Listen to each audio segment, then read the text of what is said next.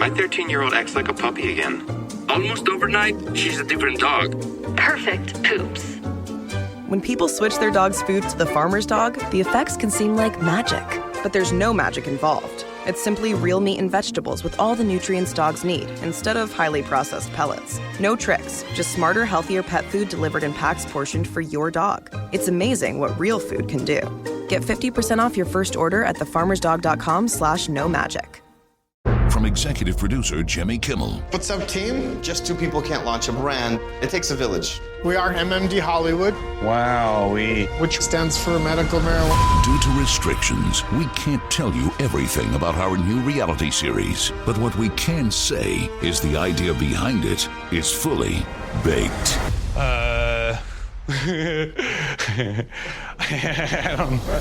High Hopes. Streaming 4/20 on Hulu. Listening to your favorite podcast? That's smart.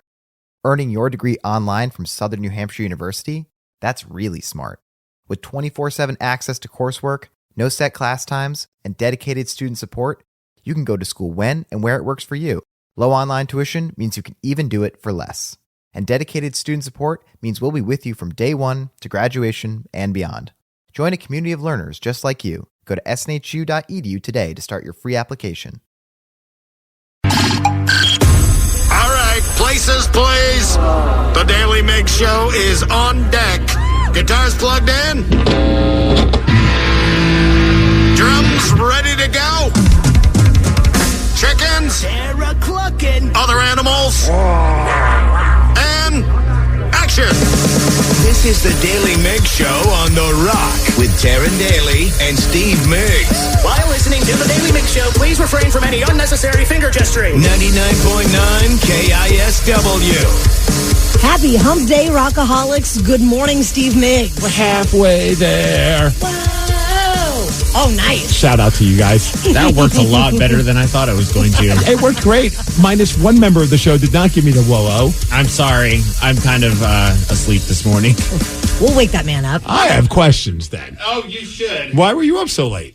I wasn't up late. I was actually up early because I ate some Thai food that was left over from the weekend. And let's just put it this way. My girlfriend likes to order her Thai food very spicy. Uh-huh. And as I was eating it for a snack yesterday. Oh, then you had it for breakfast. No. Okay. I was like, you woke up early just to go. You really love that Thai food. No. I had it yesterday for a snack. And let's just say my stomach woke me up at 1:30 in the morning. And I was up for about 2 hours trying to process my stomach. It was not a fun sight last night. Okay, so you're having a stomach issue. I suffered a tongue injury last night. What? So if I sound like my tongue is swollen, it's because it is. Was your husband Brad's knuckles a little calloused, or what was going on? The puppy jumped up onto our bed when I was sitting on it, and his head connected with my chin.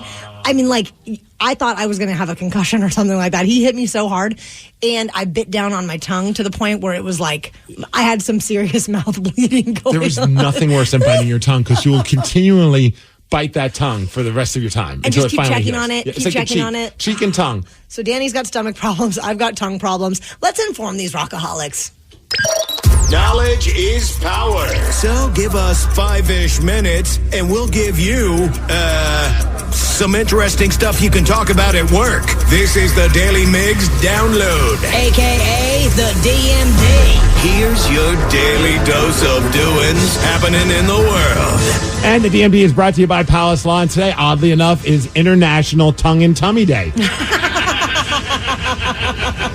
Actually, it's International Whiskey Day, and the best way to deal with any kind of mouth pain, when I was a kid, legit, my parents, if I had like any like toothaches or something was hurting in my mouth, rub some whiskey on it. Deal. Yeah, so rub some whiskey on it. I'll do it. It's also National Joe Day, so shout out to your brother, Sarah. Yeah. Shout out to the dude I know at the gym, Joe. He's a good dude. Joe Groob. Joe Groob, the mayor. He's a good one. Joe Dredd. There's lots of Joes. Joe Schmo. JoJo's, the delicious French fry type treat. That's a good choice. All right, let's talk about the Seattle Kraken. It's a beautiful day.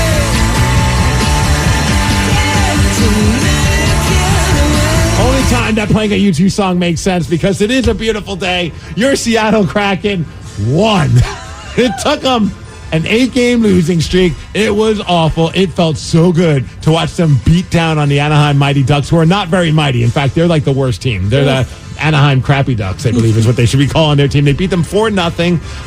Tolvanen had a goal. Matty Beniers had a goal. That was nice to see him score. Everly, Bjorkstrand as well. And, Joey Decord had to stop so many shots. 13 whole shots. That's how bad the Anaheim Ducks were. They just, we were just beaten down on a bad team, which is okay because you know what? You got to do that.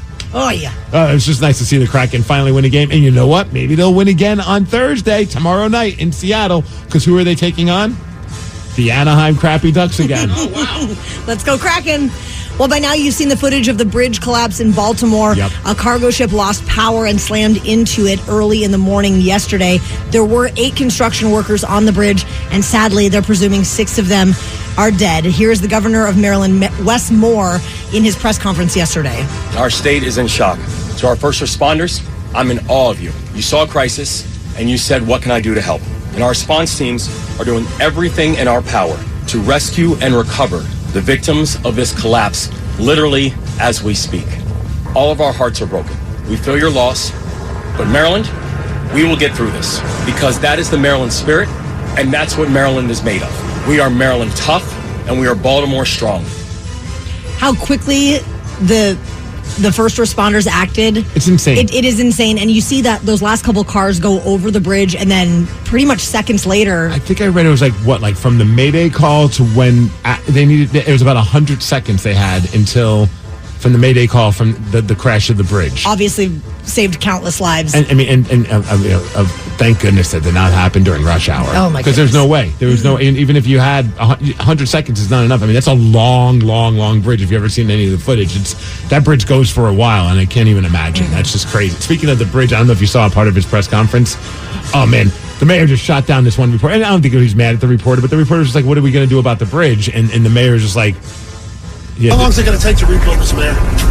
I think right now, sir, listen, we shouldn't even be having that discussion right now. The discussion right now should be about the people, the souls, the lives that we're trying to save.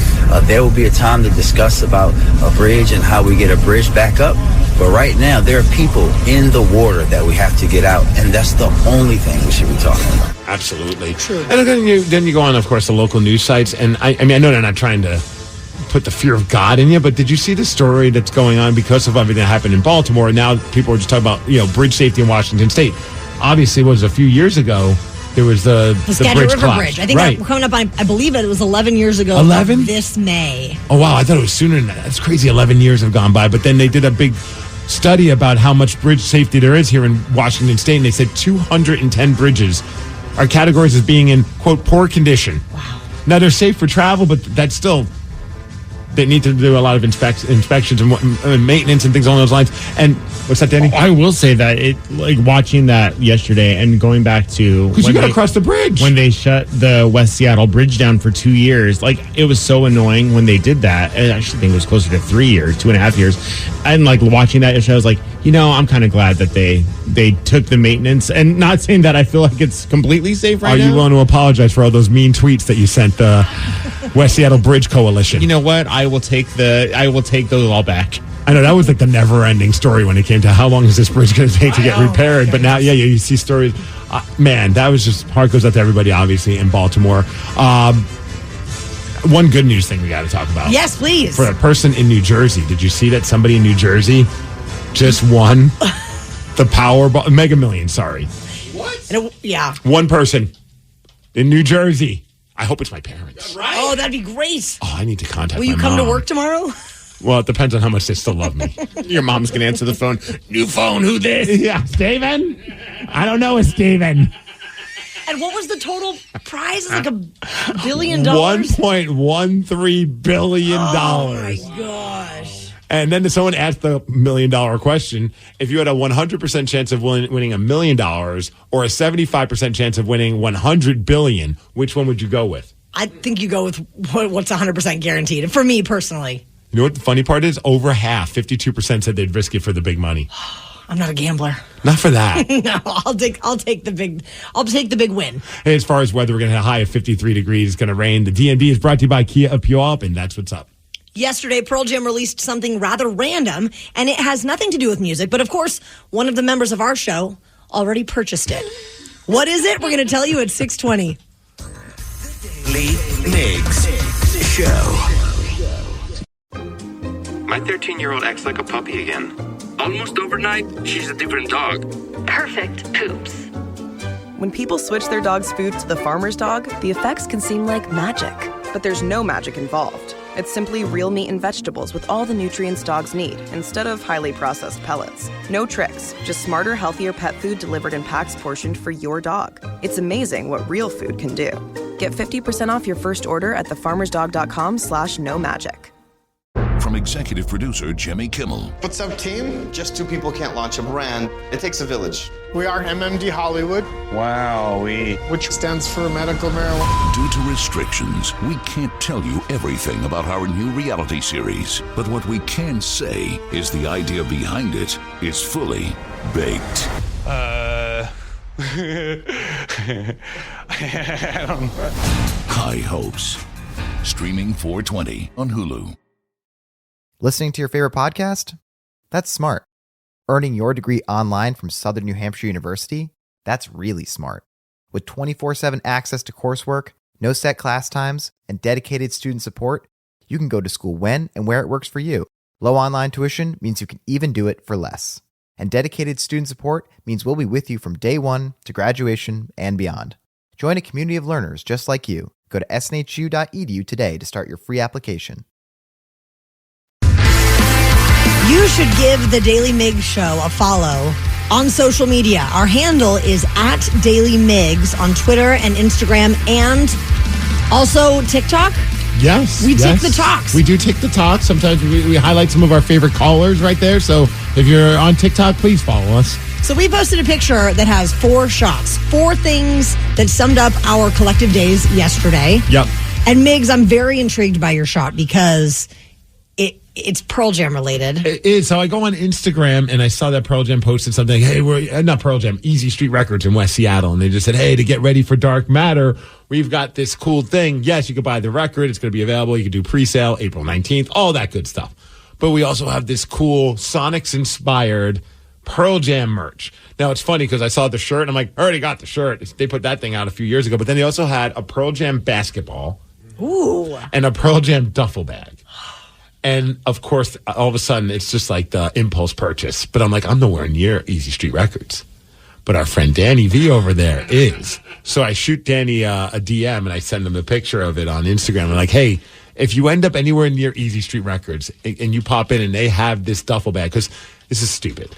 But, you know, when I go to the gym, I don't know why, but I always love those old school duffel bags, like the tube looking ones. Yes. And I've been on a search to try and find one online, but I can't find them. Like, I'm not good enough, I guess, at doing the search for it or whatever it is. I can't find it on Amazon or I just can't find it anywhere. But here's Pearl Jam, my favorite band, and they've got one. It's green. It has the number 10 on it, you know, and it's got the Pearl Jam logo on each side. So I'm like, Danny, if you go to Easy Street, please purchase it for me and bring it. I'll Venmo you the money. He's like, oh, yeah, no problem.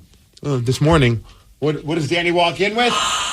Danny, you're solid. The Pearl Jam duffel bag. It's got the Space Needle. Yeah, it's amazing. Here's the thing that's not amazing. Guess how much this thing costs? Because here's the problem. And Danny did nothing wrong, so please don't think I'm giving you a hard time. I did not bother to tell Danny there's a cap. Like, how much am I willing to spend? Okay, how much would you have been? I mean, I guess you did spend that money, but how much would you have been willing to spend? Spoiler alert, I was not expecting to spend this much for this duffel bag. More than $50? Yes. More than $75? Yes. More than $100? No. $85. Close enough. Pretty close. With tax, I was going to tell him, hey, if it's as long as it's under $40, I got you. $40. I thought this is a $40 bag. This is a $20 bag. This is $20, right? This bag shouldn't even be more than $20. But because there's Pearl Jam on it, I'm willing to double the price. I'm like, I have $40. That seems a little ridiculous and excessive, but I got you. He comes in and he brings it to me, and I'm like, okay. And I look at the bag and I see the price on it, and it's $80. And I was like, well, I can't be I can't be like, Daddy, I'm not paying that. Got to return this. I also still have the receipt, so if you'd like to take it back, we can definitely do that. But you look so happy with it. But I already have fallen in love with it. The funny thing is that because Steve slid into my DMs and asked me to get it, and so I had originally told him, I'll stop by sometime this week. But then I wasn't doing anything, so I was like, I'll just go. So I was going to surprise him with it. So I halfway thought, like for a split second, when they told me the price, I was like, I should probably text him and ask him if it's cool. But I was like, but then that's gonna be nice. But I'm not. I don't hold a grudge for you. That's gonna ruin the surprise, though. That's true. And so that's why I didn't do it. Just know I'm throwing you under the bus when my wife asked me why there was an $80 Venmo sent to $88 Venmo sent to Danny V. You know, we can also set up a payment plan for you. 4 installments. This thing is, I could return it, but this thing is this is everything that I've wanted in a bag. Now, Sarah, your shot. So sad. Your shot. Your shot freaked me the F out. You sent it to us, and Steve immediately said, "Are you okay?" Yeah, I'm sorry. I just sent the picture. I didn't tell you guys what I was doing, but I sent a picture of me kind of like in a gown that you would wear at the doctor's, because my day was very less exciting than getting a bag. I actually had my annual physical yesterday. Wow. Which it's annual, but let me tell you, I don't remember the last time I have had one of these. I was like, I don't even remember what they do. So So yours is more of the every once in a while physical. Yes, which I feel like is probably like most of us. Let's get real. I don't know when the last time was I had one, but now you've inspired me. I should probably go. Absolutely. Everyone should, because they do all the things. Says the person who just got it done. Now all of a sudden she's on her high horse. Like, hey, every year you should be going there, Taryn Daly. Which you should. Don't get me wrong. Also, I like the gown that you're wearing. Does not look like a traditional hospital gown. What was that thing? It was a bougie gown they gave me. And mind you, I thought you brought that yourself. Like, you're like, I'm not wearing what you guys gave me. It kind of looks like that. Right? Dude, it was like soft. It was thick. It kept me warm. But I didn't know. I put it on wrong. So that picture I took, it's actually on incorrectly. And I was so worried about it because I thought you were supposed to, put it on and then have your booty out. That's how you're supposed to. Are you flirting with the doctor? That's what I thought. That's what I thought you're supposed to do. And so then literally I was so confused because I couldn't actually figure out how to strap it together. So then I poked my head out the door to try to get like an assistant to help me. Did you pick the most handsome man that was there? Like, hello, sir. Can you help me with my booty skirt? Yes. Can you please? Is my booty supposed to be out for this or not? Yeah, it was. Your penthouse. I never thought this would happen to me. Yeah, it was something. But I think I'm all healthy. I mean, I don't have all the tests back, but And thanks for inspiring us all to go get our annual checkups. Do it. Schedule it now. Now, why did you have a picture of you with a chicken? Because the sun came out for like a minute yesterday. And I was like, ladies, let's hang out. And I went out to the chicken coop and I hung out with my girls. Oh. I also hung out with my goats, but I don't carry the goats around. I did get a kick out of it because you had a shirt on that has chickens on it and you were holding a chicken. And I was just like... And then I don't know if you noticed... City folks just don't get the it. sign that we have up in our chicken coop says, Rise and Shine Mother Cluckers. I did not notice that. Yeah. Okay, that's so awesome. It was like a full theme of Chicken Day, but I was super excited that the sun came out, so I had to go hang with the ladies. I know, I was all fired up, like, sun's out, I think I might mow the lawn. As soon as I said that, it started raining. Yeah, it was very short, that window of sunshine. Danny, your picture is a little country, too. I mean, kind of. Mine's from yours looked like an album cover for like a Modest Mouse record. I should have gotten out and like posed or something. It's like this desolate backdrop. And a windmill. The problem is that I learned over the weekend as I was driving to Spokane that I have a fear of wind turbines. And I did not really realize it until we were driving. And then all of a sudden I just see these big, huge windmills on the horizon. And but they're not like very close. It's not like they're right butted up against the freeway. Like there's a decent distance from the windmills to the freeway when you go to Spokane. I mean, like 20 feet, something like that. What are you afraid of? That they're going to fall on you? I don't really know. One of the things is going to detach and decapitate you? I don't know. All of a sudden, I just started getting like nervous, and like my anxiety started, like my heart started beating more, and I started like sweating. My girlfriend, who was sitting in the passenger seat, she's like, "What's wrong?" And I was like, "I don't know. I get really nervous around windmills." And she was like, "Mills, sorry." And she was like, "Well, okay, I don't." You're eat so them. scared of them, you can't even pronounce it right. I can't. Windmills. And she's like, what? Windmills. Meals. Oh, windmills. Yeah, Mills. Okay, meals. And she was like, she just started laughing, and I was like, yeah, I don't know. Like, I was like, I'm not scared of them. Like, it's not like I can't go like look at them, but I'm feeling really anxious right now that we're driving through this. She's like, well, she asked the same thing. And I was like, no, not really. Like, I know they're not going to do anything, but especially the ones that are, just sitting there turning. I'm like, something about it. Are you afraid they're going to fly off and it's going to be like a Final Destination thing? No, I think it reminds me of War of the Worlds, like with the big aliens. Yeah. And I feel like they're aliens or something. So mind you, as I'm talking, she's laughing, but she's also Googling it on her phone. She finds out that there's an actual thing that people are scared of. It's called anemomenophobia. Oh, yeah, duh. That's the phobia. It's like 7,000 people suffer from this. And I was like... 7,001 now. 7,001. It's me. I'm scared of the windmills. Now, I know your girlfriend, she studied in grad school and did therapy. Yeah. Is she with you because you're just a constant case study? Probably. Okay, just checking. Yeah, that's the only reason. She's just like, I get to practice my therapy. Because I'm like, I don't even know what that comes from, how that even is a thing. Me either. I've never had a bad experience with the windmill. Or a windmill. That too. So we were fascinated to learn that Danny has a fear of windmills, Rockaholics. Windmills. So we want to know from you, what is your irrational fear, or what is something you have always been scared of? Call us up now, 206-803-ROCK. We will take your calls after Rush. The Daily Migs Show. Our friend Danny has a fear of windmills, we have learned. So, Rockaholics, we want to know from you, what is your irrational fear? Or what is something that you have always been scared of? Give us a call, 206-803-ROCK. And real quick, just because a lot of people are texting in saying those are not windmills, those are wind turbines. Danny did say, to be fair. But then he went down windmills so he could, I guess, you can pronounce wind turbine fine. Yeah, wind turbine. Okay, but windmill. Windmill. Stick with wind turbine. Thank you. Yeah, and somebody also wanted to give you a hard time because you said, "Hey, they're not just 20 feet away from the road. The closest one is about a mile from I-90." LOL. What? Sometimes objects look bigger than they really are. That's true. Or smaller. That's fair. Yeah. That's what she said. Seth and Puyallup, for you, little gremlins. Yeah. Thanks for having me back on the show, guys. Anytime. What a treat. Yeah, it was little gremlins. Specifically, I was afraid they were going to come out of the tiles behind the toilet and get me while I was going to the bathroom. And so I had to sit on the toilet backwards, and I had to watch the tiles and make sure no little gremlins would come out. It was from, you remember Labyrinth? The little monsters would come out of the wall and talk to you? Yep. Well, I suggest never watch. Seth, you should never watch the movie Ghoulies. You know what? Actually, I didn't know what a fear this was really till later in life. Back in the 90s summer, I ate a bunch of acid, and this fear came back and attacked me. It was awful. Seth, I have a question for you, though. At what age did you stop straddling the toilet?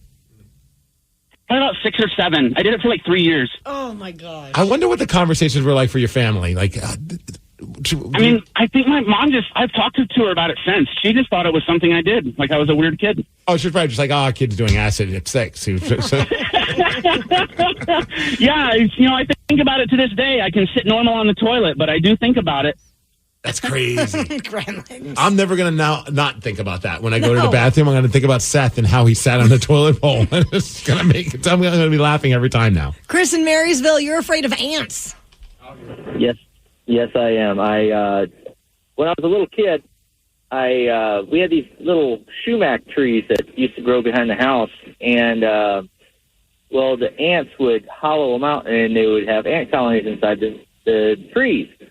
And one day when I think I was like 4 or 5 years old, I was tiny, and I was running around back behind the house, and me and my mom were out in the field picking blackberries and stuff like that, and I was running around in just my shorts, and I grabbed this stick, and I broke the little tree off, and I started whacking all the little branches and stuff like that. I thought I was just king of the world.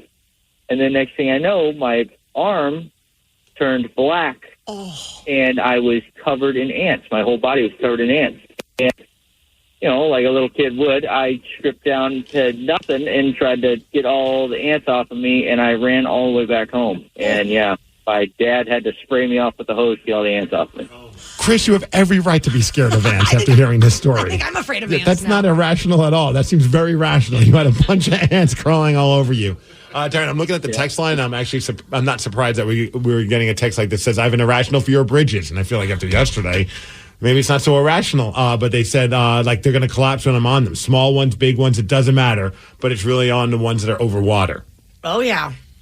I remember my mom had a weird fear of going under in tunnels in New York. You know, there's not so many here, but there are a lot of tunnels where you're under the water, and that's like your form of transportation to get from one end of the body of water to the other. And my dad, he wasn't doing it to be a troll. He was doing it just to be a Mr. Smarty Pants. Like, you'd always share the fun fact of, if there's just one little crack, this entire thing is done. Oh, no. And I would watch, and my brother and I would laugh because he didn't mean it to be a jerk to mom. But he was just trying to show off how smart he was. But then you could just see my mom's knuckles turning whiter because she's just like stressing out. And my brother are like, Dad, why do you keep doing this? Keep those thoughts on the inside. Are you trying to give Mom a heart attack while we go through these tunnels? Because she's already scared of them. Would she do the whole, hold your breath while you go through the tunnel thing? Yes. Oh, yeah. But obviously some of those tunnels were too long. You couldn't hold your breath the entire time. So it would be almost like hold your breath. You'd hear a little... And then back to it. And then Dad would be like, that looks like a crack right there. That could be bad. What are you doing, Dad? Just giving her nightmares. Why do you hate Mom? And I know you don't. You love her. But why do you hate her? Rockaholics, how would you like to beat Steve? He is currently 74, 20, and 10 in 2024. 206-803-ROCK. We'll play Beat Migs at 6:50. The Daly Migs Show. My 13-year-old acts like a puppy again. Almost overnight, she's a different dog. Perfect poops. When people switch their dog's food to the farmer's dog, the effects can seem like magic. But there's no magic involved. It's simply real meat and vegetables with all the nutrients dogs need, instead of highly processed pellets. No tricks, just smarter, healthier pet food delivered in packs portioned for your dog. It's amazing what real food can do. Get 50% off your first order at thefarmersdog.com/no-magic. Listening to your favorite podcast? That's smart. Earning your degree online from Southern New Hampshire University? That's really smart. With 24/7 access to coursework, no set class times, and dedicated student support, you can go to school when and where it works for you. Low online tuition means you can even do it for less. And dedicated student support means we'll be with you from day one to graduation and beyond. Join a community of learners just like you. Go to snhu.edu today to start your free application. From executive producer Jimmy Kimmel. What's up, team? Just two people can't launch a brand. It takes a village. We are MMD Hollywood. Wowee. Which stands for medical marijuana. Due to restrictions, we can't tell you everything about our new reality series. But what we can say is the idea behind it is fully baked. I don't know. High Hopes. Streaming 4/20 on Hulu. My 13-year-old acts like a puppy again. Almost overnight, she's a different dog. Perfect poops. When people switch their dog's food to the farmer's dog, the effects can seem like magic. But there's no magic involved. It's simply real meat and vegetables with all the nutrients dogs need, instead of highly processed pellets. No tricks, just smarter, healthier pet food delivered in packs portioned for your dog. It's amazing what real food can do. Get 50% off your first order at thefarmersdog.com/no-magic. Listening to your favorite podcast? That's smart. Earning your degree online from Southern New Hampshire University? That's really smart. With 24/7 access to coursework, no set class times, and dedicated student support, you can go to school when and where it works for you. Low online tuition means you can even do it for less. And dedicated student support means we'll be with you from day one to graduation and beyond. Join a community of learners just like you. Go to snhu.edu today to start your free application.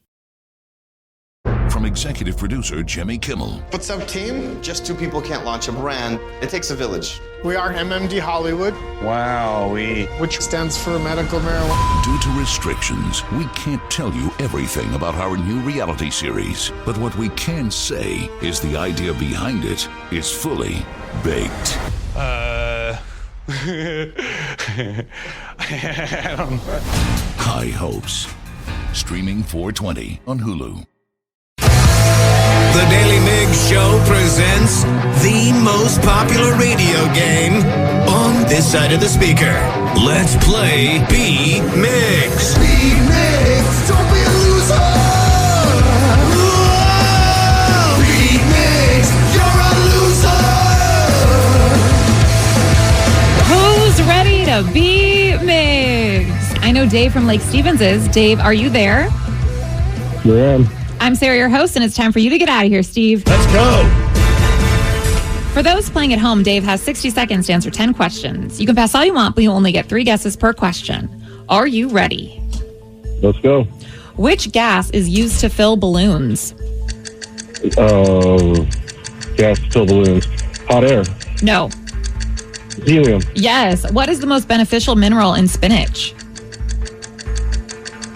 Calcium. No. Potassium. No. Pass. How many years did the Mariners go without making the playoffs? 20. No. 10. No. 15. No. Typically found in Australia, which animal has the most similar fingerprints to humans? Koala. Yes. Caleb, Jared, Nathan, and Matthew Followell are members in what band? Pass. Which Disney princess has a raccoon as a sidekick? Pass.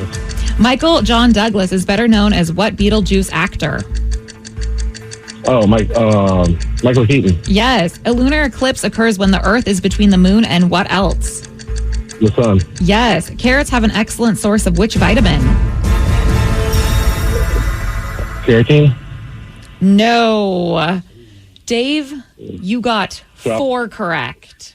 Oh, man, that sucks. Oh, you know what, Dave? Be positive. You never know what can happen. This world is crazy. Oh, man, that sucks. I mean, I think Steve might beat you, to be honest. Oh, but wow. You never Thanks know. for the vote of confidence, Sarah. You're welcome. Sometimes I got your back, Steve. Are you ready? Yes. Which gas is used to fill balloons? Helium. Correct. What is the most beneficial mineral in spinach? DJ, our new dog, bit one of our helium balloons. We were kind of hoping that she would bark with a high pitch, but it didn't happen. my God. Sorry, what was the question? What is the most beneficial mineral in spinach? Fiber. No. Green. No. Gold. No. How many years did the Mariners go without making the playoffs? A lot. Yeah. 18 years? No. 19? No. 17. Ooh, no. Typically found in Australia, which animal has the most similar fingerprints to humans? Kangaroos? No. Koalas? Correct. Caleb, Jared, Nathan, and Matthew Followell are members in what band? Caleb, Jared, Matthew, I don't know, Hanson? No. One Direction? No. What's that, BTS? No. Which Disney princess has a raccoon as a sidekick? Pocahontas? Yes. Michael John Douglas is better known as what Beetlejuice actor? Michael Keaton. Correct. A lunar eclipse occurs when the Earth is between the moon and what else? The sun. Yes. Carrot. It doesn't matter. Well, you said Carrots have an excellent source of which vitamin? Oh, is that vitamin A? Yes. Wow. It wouldn't have mattered anyway, but you got 6 correct, which is a win, 6-4. 6-4, baby. Sorry, Dave. Thanks for letting me play. You're welcome. Aw, positive attitude. Did he sound positive? No, he sounded very sad. Sounded like he was down in the dumps. All of the losers recently have just been like, it's the worst thing ever when they lose to Steve. I know. Can we not call them losers? Can we call them competitors? Oh, nah. Losers. Failures. Failures. Thanks for failing at Beat Migs. I feel like they all have such confidence because no one beats you, so they're like, I can call in and beat him, and then they don't. I feel like the LA Lakers have beat Migs right now. I've never beat Migs. I still have hope. I could win without LeBron. Okay, what is the most beneficial mineral in spinach? Does anyone know? See? Look, you know the answer. So Mineral. mineral. Mineral, not no. I don't know. You said vitamins for carrots. I don't know. What is it? Iron. Oh, I had some in my smoothie this morning. Well, you got that I didn't iron know going. That. Yeah. Do I look like I'm iron rich? Yes, you do. How many years did the Mariners go without making the playoffs? 16. No, you're legally able to drink at this age. 21? 21 years. No. It was 20. Oh, wow. Well, this year, we know that they're going to win it all. It's our year, guys. I mean, honestly, I've read a couple people, like some baseball writers, that are saying, I hate to say it, but I kind of feel like this could be a good year for the Mariners. They're giving us all hope. I know. Everybody's scared to give them a nod because when anyone, not even just locally, but like the national sports, media, they're just like, I don't know how else to say it, but it's just like a lot of, I think they're going to be good, but who knows until the season starts, which is tomorrow. Woo! Oh, it's very exciting. And then Caleb, Jared, Nathan, and Matthew Followell. Does anyone know the members of which band?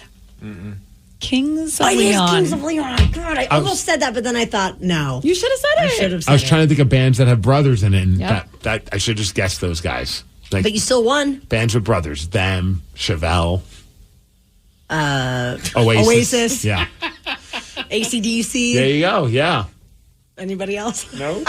That's all. The end. Well, congratulations on beating Dave, Steve. Thank you. Yesterday, a listener put us on the spot to ask our significant others an uncomfortable question. We needed to ask our partners that if you are a plastic surgeon, what would you fix on us? We did it, and you'll find out how they reacted after Radiohead. The Daily Migs Show. Yesterday, we read a fantastic direct message, a Yes. DM, as the kids call it, from a rockaholic named Jessica that wanted us to ask the same uncomfortable question that she and her husband were asked at a party recently to our partners. Yeah. That question was, if you are a plastic surgeon, what would you fix on us? And so we all went home and did this. Yes. And I'm very excited to hear what your significant other said. So I figured that we should start with you, Taryn. Well, before we get to it, does anyone think they know what Brad would answer? I thought it was going to be boobs. Okay, so spoiler alert, it's not boobs. Spoiler alert, it's not boobs. He's fine with your boobs. Apparently, that makes one of us. Well, it's only the one that matters. Sarah's looking at my face like, hey, I have a crooked nose, just so you know. Look at that, deviated I like how you're septum. trying to lead us towards the nose thing. Like, as if Deviated septum, guys. I would think maybe he's going to say your knees because you think you have fat knees. That's where I went to Wait, liposuction. Can plastic surgeons fix fat knees? Who knows? Yeah, they could probably suck some things All right, out. well, let's find out what Brad had to say when you asked him this question. Okay, honey, I have an uncomfortable question I need to ask you. Hypothetically, if there was an opportunity for me to have plastic surgery, what on my body would you want to fix? Your knee. The knees? Have it done right. Have the scar. So I can have a like normal. like it was done professionally, not at clown college. Excuse me? My knee looks like it was done at clown college. Okay, I like how you got offended then. You guys, here's the funny thing. I don't even know if it's appropriate to show a picture, but my knee scar is pretty gnarly, and so I understand why he would want that for me. But I can make my knee scar look like lady bits. You showed me. I did. I'll show you and Danny, but I think if we put a picture up, it would get flagged. I think I can speak on behalf of Danny. Neither one of us asked to see this. So, we'll just take your word for this. That's, I can make my belly button look like a butt. My daughter thinks that's hilarious. I'm not going to show you right now, am I? No. Speaking of my daughter got involved in it when I asked my wife the question. She wants to fix you? Well, I mean, she was sitting there with us. We were enjoying some fine Chipotle. It's Tuesday nights. Mm-hmm. We just went to ballet, and that's what we do. Our tradition then is to go get some Chipotle, bring it home, and we eat it, or as Tatum calls it, Chipotle. So I decided to ask my question to my wife, Sydney, during dinner. Any guesses on what you think she's going to say? I'm going to go with Botox. Botox? Yeah. Does that count as plastic surgery? Yeah. I don't know. I don't go to plastic surgeons. I don't think there's any plastic Botox. involved. Oh, well. Sarah? I don't know. I feel like we're all just slowly insulting each other. We are. I know. Wow. Well, you're not insulting me. You're speaking on behalf of my wife. Yeah. Maybe your nose? Oh. You're not wrong. Well, I'm not saying that she answered that, but I agree. We learned yesterday that you have a very large bridge on your feet have a tall bridge. It's a bulging bridge. A bulging bridge, yes. so maybe it's your feet. I All don't right, know. well, let's see what my wife had to say. What'd you, Dad? All right, the big question for today is, if you were a plastic surgeon, what would you fix on me? I'm not answering that. I do love how Tatum's just involved in this. She's like, I'm ready, Dad. Let's answer the question. Why not? I don't know. I feel like it could be rude. What would you say? Nothing. I won't be upset. I don't care. What was the first thing that pops in your mind? I don't know. I think you're proportionate. What do you think? What does that even mean? Like proportionate. Everywhere? Hi, I'm Steve, and I'm very proportionate. What do you think, Tatum? I don't know. Would you fix anything on your daddy? I love him. Oh my gosh, I love you. That's the right answer. Yeah. That's the right answer. You're not going to get any new hair? No, I don't like you with hair. Oh my God. So there I you feel go, like guys. you got out of this. You're perfectly proportionate. I'm proportionate, whatever the hell that You got means. great knees, But apparently. my daughter loves me. That almost brought me to tears. I was like, that was a great answer. Thanks, Tatum. I love you just the way you are. Yeah, Dad, you're just fine. Now go buy me some Paw Patrol toys. All right, up next is Danny. Yeah. Oh, man. Do you think he's going to... are we going with the love handles? No disrespect. You brought it up. Thanks, Steve. Yeah. You're the one who said it. No, I did. Okay. I love it. I'm just going to take your word for it. All right, Taryn's pulling your wife right now. She doesn't want to say. Danny, you're very He's proportionate. so proportionate. All right, so we're checking in now with Linda, who is Danny's girlfriend. Babe, I have a question for you. Oh, God. Are you ready? As I'll ever be. If you were a plastic surgeon... She sounds so annoyed with you. She always is. Okay, good. Yeah. If you were a plastic surgeon, what would be something that you would change on me? I mean, maybe your nose. It kind of like hooks at the bottom, you know? Wow. No, not in a bad way. It's not like I would go out and do it electively, but if you agreed, then, you know, just like a little bit on the nose, maybe. I think. Great, now I get to be self-conscious about my nose. Anything else? No, but you can't be self-conscious about it because you asked, so. Told you she's always Wait, can you turn to the side and let me see your side profile? It's a pretty normal nose. That's Dr. Hook over It's there. a great Dr. nose. Captain I bet people Captain go. Hook, sorry. I bet people go in for nose jobs saying, "Can you give me the Danny?" Yeah, that's a great nose you have, Danny. Thank you. All right, now I've saved the best for last. Oh God, Sarah, and your husband George. Yes. You asked them the question. Let's find out the answer. Hey, babe. Yes. I have another question for you. Okay. If you were a plastic surgeon, what would you fix on me? Fix. Nothing. You're perfect. Okay. You're You wouldn't proportionate. fix anything? No. I mean, you want some bigger boobs? Answer is that. I mean, you want some bigger boobs? I mean, I do, of course. Okay, what if you couldn't say boobs? I can't say boobs. Some So I think he misunderstood the question, so he gave a different term for boobs right there. Yes, which he loves that word. Rhymes with bits. I can't say that. I don't know about your mouth. You fix my mouth? Yeah. Do you want it fixed, or is that rude? I mean, it's not nice. Do you want my mouth fixed? No, I don't care. Do you think it's cute? It's hella cute, dude. Oh, Look at you right now. Are you just stop? Are you just saying that now? No. Get a room. He literally starts imitating my mouth. He's like, it's hella cute. I think your mouth is hella cute. Boobs? He says boobs with such enthusiasm. I mean, you want some bigger boobs? It's like he's never seen boobs before or something. He became 13 again. I know. He sounds like every boob man everywhere. Oh, gosh. Well, we have all been boneheads, but one guy did something so boneheaded that it cost him money and nearly his marriage. We're going to tell you what happened at 7:20. The Daly Migs Show. My 13-year-old acts like a puppy again. Almost overnight, she's a different dog. Perfect poops.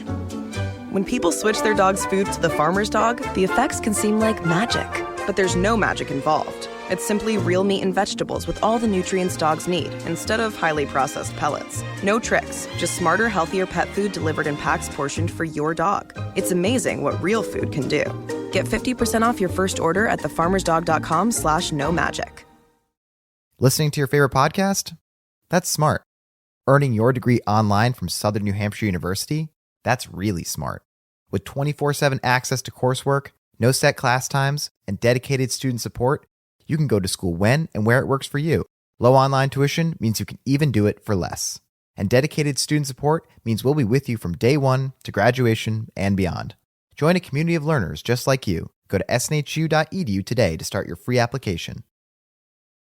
From executive producer Jimmy Kimmel. What's up, team? Just two people can't launch a brand. It takes a village. We are MMD Hollywood. Wowee. Which stands for medical marijuana. Due to restrictions, we can't tell you everything about our new reality series. But what we can say is the idea behind it is fully baked.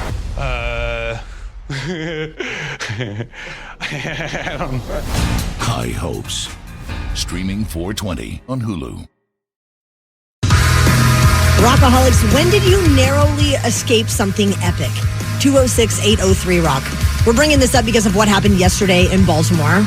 Obviously, we've seen the footage of the bridge collapsing, which is so hard to even wrap your head around. I must have watched that video on loop for the entire day at some point. Like my wife brought up, let's watch this one. Then someone, sped it up because it's really slow to watch at first. And then just seeing it from different perspectives and just, but then you have to get off social media.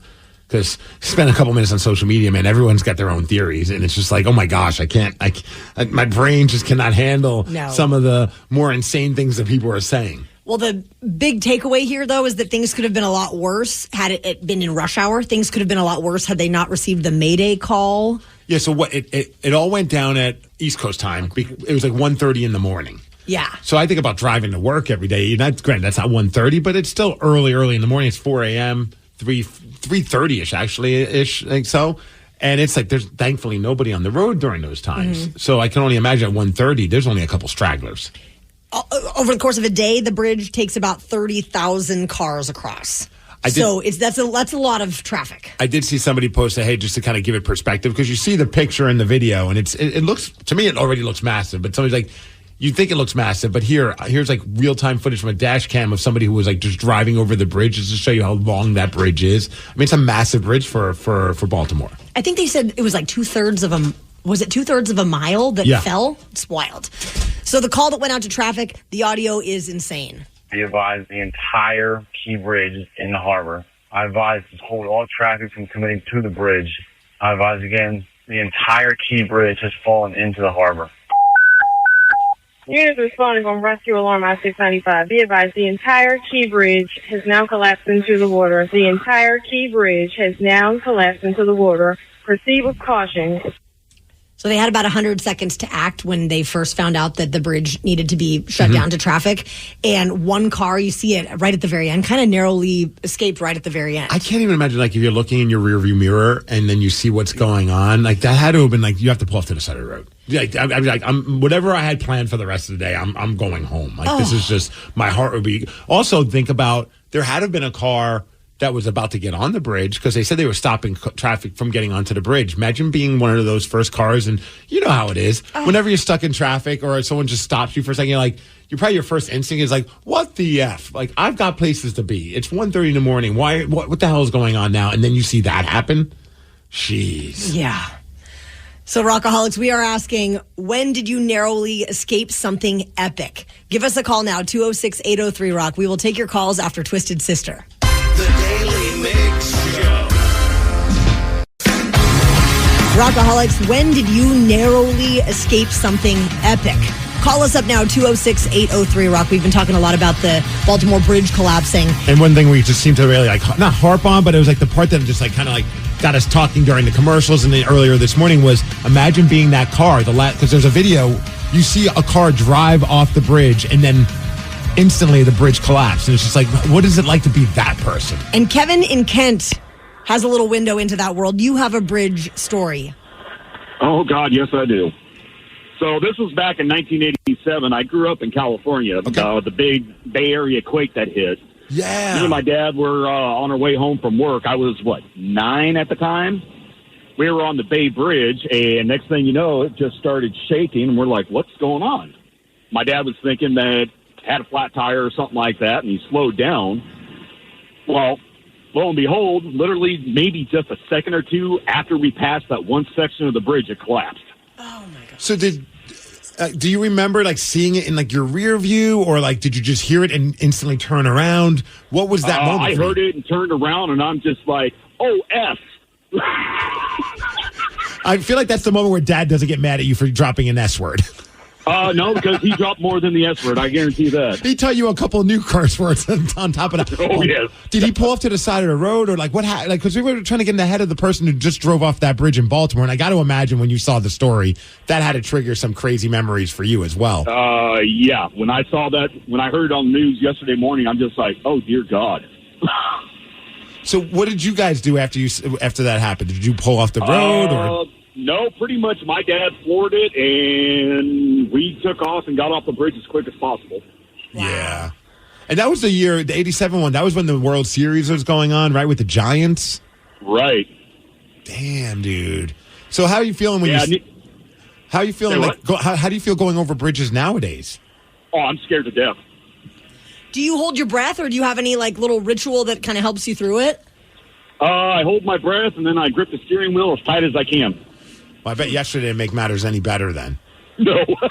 Man. Dude, what was it? A few years ago, we went down to Astoria, and of course, we went over the Astoria Bridge, and they were doing construction at the top, and we were sitting on that bridge for about 10, 15 minutes, and I'm just like, dear God, get me off here. Oh, man. Oh, my gosh. That had to be anxiety-inducing.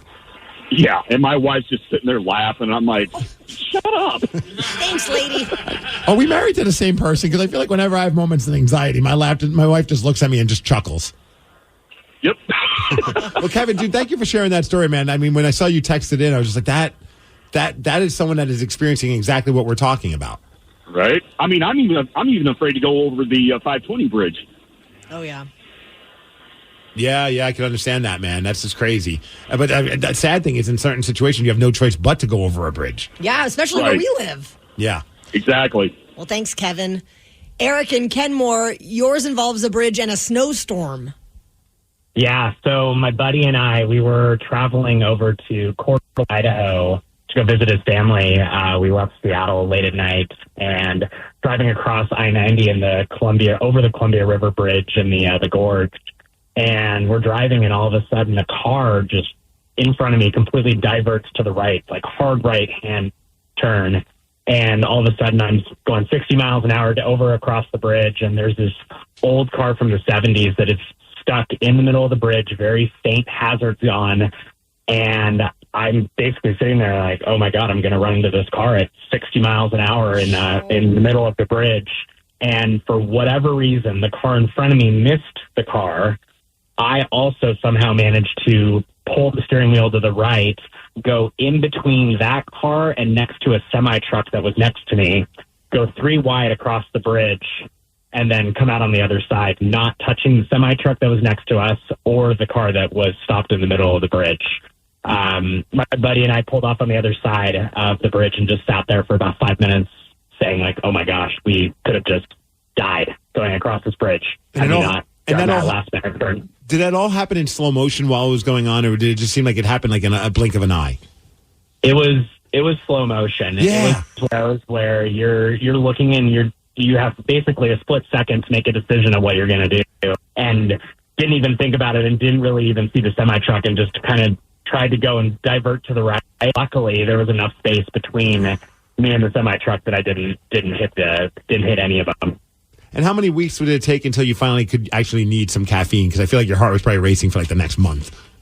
Oh yeah, I mean it was 10 at night driving over to Coeur d'Alene, so we still had another 3-4 hours in the drive, and we didn't need coffee or energy drinks or anything after that point. We were all running on endorphins. I was saying wide awake. I mean, the adrenaline drop probably was insane when you finally did kind of sit back and calm down, but I would imagine that lasted for a while. Yeah, absolutely. It was insane. Oh my God, that's terrifying. So Rob, I see on our phone lines, he was there for the Boston bombing. Hello? Hey, Rob, you were there for the Boston bombing? Yeah, it was my life dream to run the Boston Marathon, and 2013 was the day I got to run it. How close were you to it when that moment happened? Well, I ran the fastest race of my life, and so I was probably 45 minutes to an hour away from where it exploded because I finished beforehand. But at the time, my wife was standing like maybe feet away from where the bomb actually exploded. Jeez. But she came to come find me after the race, and we were about maybe 2-3 blocks away when it exploded, and we thought, and it was this just chaos ensued after that. So you hear it from all the way, from out in the, couple blocks away or whatever it was. How long did it take you guys to get the information about what had happened? I heard the one explosion and then the other explosion, and then I'm like, there's no fireworks. And then we just started beelining it away from the area because we knew something was going on. So I got a feeling that in your head, you're probably just so relieved that you finished early enough that you were there with your wife. Well, it was like excitement that I finally was able to break 2 hours in a marathon, break 3 hours in a marathon, and then do it at a place like the Boston Marathon, which is a big deal. And it was my life dream, and then it became complete horror after that. Man. Have you run marathons since then? I went back for the anniversary. Wow. You have to face your demons at one point. Absolutely. How'd that feel when you went there? First time I ever cried at a finish line. Oh. Man, dude. But a few days later, do you ever hear of the Watertown gunfights? Yes. We were having dinner in Watertown that night. I don't think you guys should go on dates ever again, to be honest with you. Yeah, we were meeting a family friend at an Italian restaurant, and they're like, hey, there's a great Italian restaurant at Watertown. And so we drove out there and had dinner, and we saw that they released the names of the two guys that night. And then we're like, all right. And then we saw a ton of police cars going the opposite way of us. I'm like, I bet that's so they found the guys. Wow. And then my wife stayed up all night long watching, and then it was like, that's the first time I saw her cry. Oh my gosh. Well, thanks for sharing, Rob. Dude, Rob, that's insane. I'm glad you could share the stories with us. And I mean, in a weird way, I would imagine at least you were together throughout all these things, because at least you could still stick by each other's side. And it's not like one doesn't understand what the other is going through. You both experienced it together. Yeah, it was crazy because my wife actually, her first 5K ever was running the Boston 5K because she wanted to experience what the finish line was like. And she said it was incredible, but eerily, because she ran the anniversary year too. So, wow. Well, Rob, thanks for giving us a call, man. Much love to you guys. All right. Wow, Rockaholics. That's heavy stories. Yeah. Well, we know at some point you have had a ridiculous run-in with the law, one that you will never forget. So call us up now, as we would love to hear that story. Plus, your story will give you a chance at winning tickets to see Breaking Benjamin and Stained. Call us up 206-803-ROCK. We'll take your calls at 750. The Daily Migs Show. My 13-year-old acts like a puppy again. Almost overnight, she's a different dog. Perfect poops. When people switch their dog's food to the farmer's dog, the effects can seem like magic. But there's no magic involved. It's simply real meat and vegetables with all the nutrients dogs need, instead of highly processed pellets. No tricks, just smarter, healthier pet food delivered in packs portioned for your dog. It's amazing what real food can do. Get 50% off your first order at thefarmersdog.com/no-magic. Listening to your favorite podcast? That's smart. Earning your degree online from Southern New Hampshire University? That's really smart. With 24/7 access to coursework, no set class times, and dedicated student support, you can go to school when and where it works for you. Low online tuition means you can even do it for less. And dedicated student support means we'll be with you from day one to graduation and beyond. Join a community of learners just like you. Go to snhu.edu today to start your free application. From executive producer Jimmy Kimmel. What's up, team? Just two people can't launch a brand. It takes a village. We are MMD Hollywood. Wow, which stands for medical marijuana. Due to restrictions, we can't tell you everything about our new reality series. But what we can say is the idea behind it is fully baked. I don't know. High Hopes. Streaming 4/20 on Hulu. My 13-year-old acts like a puppy again. Almost overnight, she's a different dog. Perfect poops. When people switch their dog's food to the farmer's dog, the effects can seem like magic. But there's no magic involved. It's simply real meat and vegetables with all the nutrients dogs need, instead of highly processed pellets. No tricks, just smarter, healthier pet food delivered in packs portioned for your dog. It's amazing what real food can do. Get 50% off your first order at thefarmersdog.com/no-magic.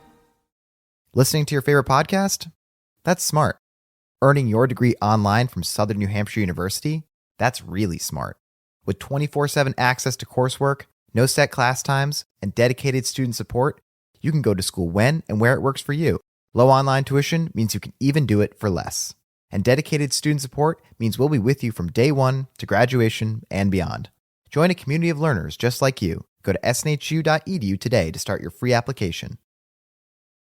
From executive producer Jimmy Kimmel. What's up, team? Just two people can't launch a brand. It takes a village. We are MMD Hollywood. Wow, which stands for medical marijuana. Due to restrictions, we can't tell you everything about our new reality series. But what we can say is the idea behind it is fully baked. I don't know. High Hopes. Streaming 4/20 on Hulu. Now on the Daly Migs Show. Damn. Some birds aren't meant to be caged. Yet, here we are, butt naked, eating soggy bologna sandwiches. Figure it's time to get busy living and get busy winning. Let's play Cellmates. The game is Cellmates, where lawbreakers become game changers. And this week, we are playing for tickets to see Breaking Benjamin and Stained at White River Amphitheater. That show is happening on October 8th. Let's meet our Cellmates. We have Jay in Spanaway, who I kind of want to call Spanaway Jay. Or Spanajay. Spanajay. Jay, your wife got you booted from a hotel, but it didn't stop there. Right. I went out with the guys drinking. I didn't want to go home, so I got a hotel. And actually, we got booted from the Forellis and DuPont.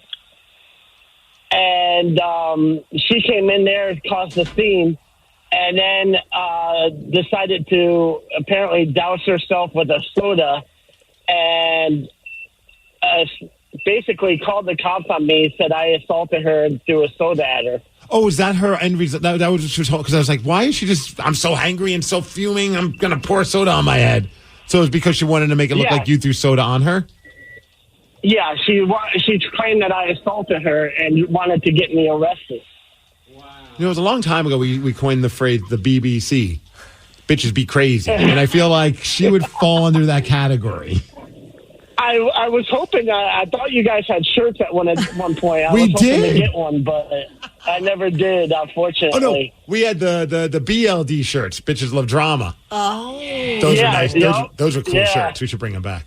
If you guys have any in the back stock room in the corner, let me know. I'll buy one. I'll check my drawers at home. So, Jay, the cops ended up showing up? Yeah, they showed up. They cuffed me. They were pulling me. They pulled me aside, cuffed me, was talking to everybody, a few witnesses, and then they asked to see their cameras. And apparently they caught her on camera throwing the soda over herself and everything out in front of the Forellis. And they let me go, and then they cuffed her up and took her away for on a false police report. Jay, I have $1 million question. Is this your ex-wife or are you still married? Oh, she's an ex for sure. Okay, I didn't know. I was like, you know what? I was curious to know, did they patch things up? Because I'm cracking jokes about this woman. I'm like, wait, this could still be his wife. That would be very rude. Yeah, no. All right, we're going to introduce you to your cellmate this morning, who is Kyle in Granite Falls. Kyle, why did you end up on the news? Hey, everybody, daily listener. Right on, Kyle. For the Thanks. last 5 years. Okay, guys. So before I get started, I will say I'm giving you guys more of my rated PG stories, but as my drinking progressed over the years, so did my troubles. So with that said, let's fast forward a couple years from the drive-in theater light bulb incident. I was still living in Bremerton at the time. My best friend had moved over to Shoreline. Uh-huh. So we pulled the whole, I'm staying at his house, he's staying at my house, and we're just out running amok as, teenagers.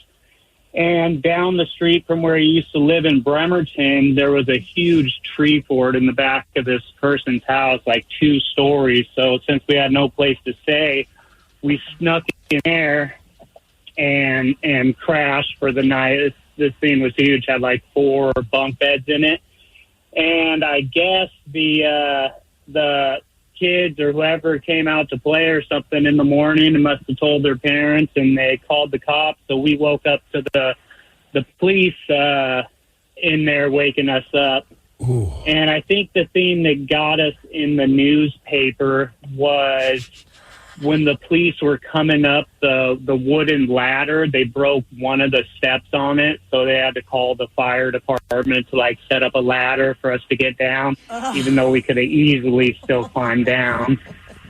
This is the worst hangover ever. Yeah. I just love the kids, too, going in there. Mom, Dad, There's people in our treehouse.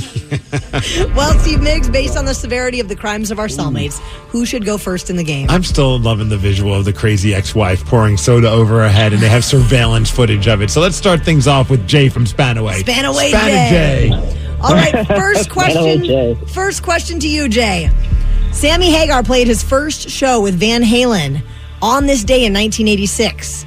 Is the Red Rocker older or younger than David Lee Roth? Oh, I can't recall it exactly. I'm going to say he's older. Ah, yes. That is correct. All right, Kyle, you must get this right for the game to continue. Kyle, what was the name of the Jetsons' dog? Whoa. My little brother's going to kill me for this. I don't know. No clue. Oh, no. His name was Astro. Would you have accepted Rastro? Rastro? Yes, absolutely. Okay, good. Oh, man. Well, congratulations to Spanaway Jay. Spana Jay is going to go see Breaking Benjamin and Stained at White River. Are you married now? Awesome. Yes, I am. To an amazing woman. All right, and you make sure you keep lids on top of those soda drinks now, right? Heck yeah. Well, you guys are going to have a great time at the concert, man. Congratulations. Oh, she's going to be excited. You guys rock. Hell yeah, Jay. Thanks. Well, The Rock is all over the news for Make-A-Wish, Blood, and the Seattle Mariners. We're going to tell you all about it after the Foo Fighters. The Daily Migs Show. Dwayne The Rock Johnson shared recently that the Make-A-Wish Foundation had reached out to him and told him about a 2-year-old with a brain disorder who was apparently a massive fan of the movie Moana. Man, I'm a sucker for all the Make-A-Wish stories that we hear about any celebrities that do stuff to bring a brighter day to someone who's dealing with some awful, awful stuff. And as a parent, you just can't even imagine going through that in the first place. It's not even something I like to think about. I think about all the parents that have to go do that, and my heart goes out to them. But Moana is obviously a huge success, and the song You're Welcome has annoyed parents in homes for years now. Dude, maybe it's because I'm a rock fan. I get so fired up by that song. I have been guilty of listening to that song in my car by myself. And I've tried to get Tatum to listen to it with me because she liked Moana. She sat through it. But she seemed to tolerate it and like some parts and thought the characters were cute and liked the song when it was going on. So I'm like, oh my gosh, this will be our song. It's The Rock. And this will be a great gateway to becoming a rock fan like your daddy. And she doesn't care about the song. We're not there yet. Yeah. We're not there yet. No. Well, part of granting this wish, he sang the song to the little girl, which is so exciting. And we have some of the audio. The wish child, Naomi's eyesight is very limited due to her brain disorder. However, her sense to hear has been enhanced. And this song Your welcome in particular is very special, and she reacts positively every time she hears his voice. Naomi, I know that you can hear me right now. This is Maui. It might be better that you can't see me because you might say, that don't look like Maui. And so here he is actually singing it. Fill your sails and shake your trees. Come on, Naomi, what can I say except you're welcome. You're welcome. For the islands I pulled from the sea. There's no need to pray, it's okay. You're welcome. You're welcome. I guess that's just my way of being me. You're welcome. Come on, Naomi, this is for you, honey. That's awesome. So being that you are such a big fan of The Rock, did you watch Moana before Tatum? No. I'm just wondering. I mean, I love The Rock. I haven't seen all of his movies. There's some I'm just like, I'm fine. But I was very excited to put it on when Tatum was old enough to understand what's going on in front of her on the TV. And you are obviously our resident Rock expert. So I anytime I see something trending on Twitter, I panic a little bit like, oh God, what's wrong? But I saw that The Rock and WWE Raw were trending. Well, it always trends because it's like the most popular form of entertainment there. So what is up with all that? So The Rock is back. I'll keep it brief because I know not everyone loves wrestling, although trending-wise, everyone seems to be interested in what's going on. The Rock is back. He's a bad guy in the WWE. He's kind of like the final boss, and he's part of the bloodline with Roman Reigns, and he's getting in the way of Cody Rhodes, who's trying to fulfill his goal of finishing his story and winning a title, right? So he's been kind of messing with Cody, and a lot of people are talking about it because at the end of the most recent episode of Raw, The Rock beats him down and gets him bloody, which they don't do anymore on WWE. They never make wrestlers bloody intentionally. And then like he cursed as well. We have the audio. Oh my God. And I want to say something. You know what? Actually, Danny, could you just play a little clip of Titanic? Because everyone talks about how Titanic's like the greatest movie of all time. And the acting is amazing. And we played this yesterday, and this was the first time I ever even heard any of Titanic. Because you've never seen the movie. And I never will. And we'll just play a couple seconds. But here's that scene from Titanic we played yesterday. I love you, Jack. Don't you do that. Don't you say your goodbyes. I'm so cold. You're going to get out of here. Okay, so that's Titanic. I don't know. Without seeing the visuals, it doesn't sound like anything special. It doesn't sound like better acting than what happened with Cody Rhodes and The Rock on Monday Night Raw. Your daddy talked about hard times. He doesn't know about hard times. But you're going to know about hard times, boy. The Rock is going to learn you about hard times. Because this is what happens when you with the final boss. The crowd's not used to hearing cursing. Okay, they were both on a door in the water. That's why he's breathing heavy. I was going to ask about the breathing heavy. It sounds very intense. Well, I think I made some new wrestling fans in this room, Danny. So come on, that's just as good of acting as Titanic. Sure, Steve. Sure. Okay, but you mentioned the bloodiness. How are they getting bloody? What is this like? Does he like actually like hit him in the head and he's bleeding? It is real blood. From his head? Well, yes. Where else is it coming from? I don't know his how foot? It works. And he just puts it on his head and smears it on there? How do they make it He cuts himself. What? So it's a thing in wrestling. Like, obviously, it's commitment to the story. So sometimes, whenever people see the blood, I always laugh when people are like, that's so fake. I'm like, no, actually, that's real blood. It's just a predetermined match. And yeah, of course, they're hamming it up. This isn't real. They're not really fighting, but if you watch a lot of these videos online, of course I have, but like a lot of wrestlers, they hold like a little piece of a razor blade and they'll put it into their wrist tape. No. Or they'll put it in their mouth. And then when it's time to get bloody, they take that little triangle of razor blade and just poke their head a few times. Okay, so wrestling is real. Really crazy.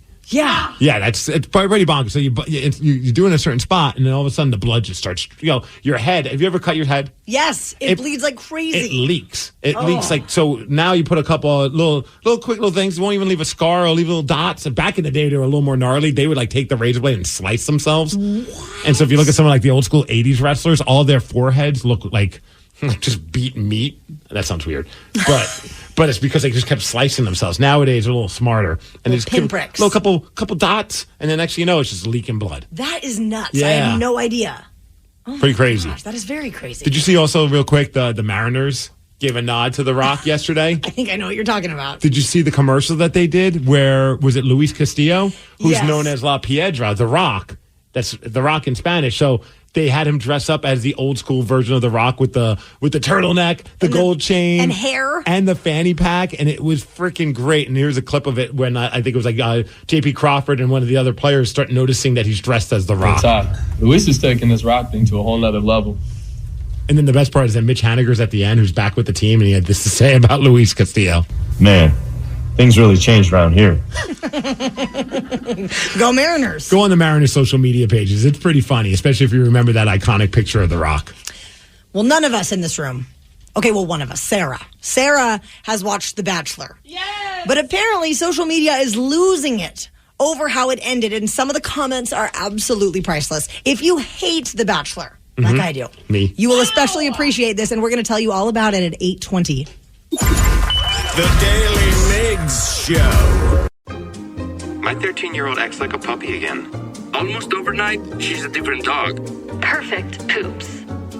When people switch their dog's food to the farmer's dog, the effects can seem like magic. But there's no magic involved. It's simply real meat and vegetables with all the nutrients dogs need, instead of highly processed pellets. No tricks, just smarter, healthier pet food delivered in packs portioned for your dog. It's amazing what real food can do. Get 50% off your first order at thefarmersdog.com/no-magic. Listening to your favorite podcast? That's smart. Earning your degree online from Southern New Hampshire University? That's really smart. With 24/7 access to coursework, no set class times, and dedicated student support, you can go to school when and where it works for you. Low online tuition means you can even do it for less. And dedicated student support means we'll be with you from day one to graduation and beyond. Join a community of learners just like you. Go to snhu.edu today to start your free application. From executive producer Jimmy Kimmel. What's up, team? Just two people can't launch a brand. It takes a village. We are MMD Hollywood. Wowee. Which stands for medical marijuana. Due to restrictions, we can't tell you everything about our new reality series. But what we can say is the idea behind it is fully baked. I don't know. High Hopes. Streaming 4/20 on Hulu. What are the Rockaholics going to watch? Because another season of The Bachelor has wrapped up as of Monday night. What else is there? Oh, for Sarah, it's that or Survivor. Yes! She watches the two reality shows that have been around forever, and I feel like do the same thing every year. And I love every season. Yeah, it's comfort food for you. It is. So I'm not familiar with this season of The Bachelor at all, but it did end with a wedding proposal. And now, Sarah, have you seen the finale? No, it aired Monday night, and my cable has been messed up for the past 2 days. I kid you not. I am so upset about it. How is your cable messed up? I don't know. Our TV, it turns on, but then it says you have to troubleshoot this and that and the other. And of course, I don't know what the hell to do. So I've asked George and BJ to do all the things. Don't ask BJ. He's not going to be able to figure that out. He kind of knows how to unplug something and put it back in, sort of. Did you try turning it on and turning it off and turning it back on again? Yeah, nothing has worked. So fingers crossed the cable people are going to come over to the house and fix it. Well, hey, good news. We have the results for you. That way you don't have to worry about it. Cool. Do you know how it ended, though? Unfortunately, I do. Yeah, yes. because it's all over social media. It's like the top, besides obviously the bridge, and if you're like P Diddy, then it's The Bachelor. Because it's a great show. Those are three very strange stories to connect together. Joey is The Bachelor. He did pop the question to Kelsey. Were you rooting for her? No. Okay. So I'm disappointed to begin with. And this finale was filmed back in the fall of last year, so they've had to keep their relationship hidden That from must the have been public. so hard. So I heard the big story, though, was it was between her and some other girl who has hearing issues. Yes. Daisy. Yes. Okay. And so a lot of people seem to love Daisy, but apparently she just kind of pulled the plug. Is that what happened? I don't know. I haven't seen it. Oh, yeah, that's right. I Steve. forgot. Sorry. She pulls the plug. Should we play a clip for Sarah so that she has some understanding? Apparently she went to Joey, Sarah, and said, hey, look, yeah, we don't have to go through all the formalities. I'm out. She just left? And I guess the big controversy is that she told the other girl, yeah, he's not picking me. It's all you. Was he not picking her because she left, or did Joey tell her that? Well, you're asking me too many questions. I don't know. Let's just play Sarah the audio. Okay.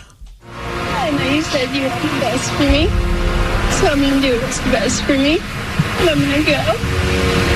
And I know you deserve nothing but the best. And I really wish I was able to give it to you. Really do. Okay. Well, I'll walk you out.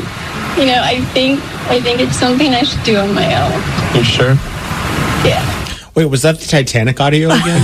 Oh, no, that was The Rock and Cody Rhodes, I believe, on WWE's Monday Night Raw. Were you getting a little misty? No, I was. Not at all. But apparently then she told the girl, like, hey, just so you know, he's not picking me.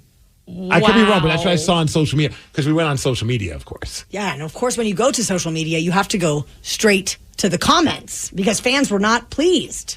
And so we sent a bunch of Facebook and Twitter posts to our production director, Veggie Dog, Jason. We said, hey, pick out some of your favorite comments and recreate them for us.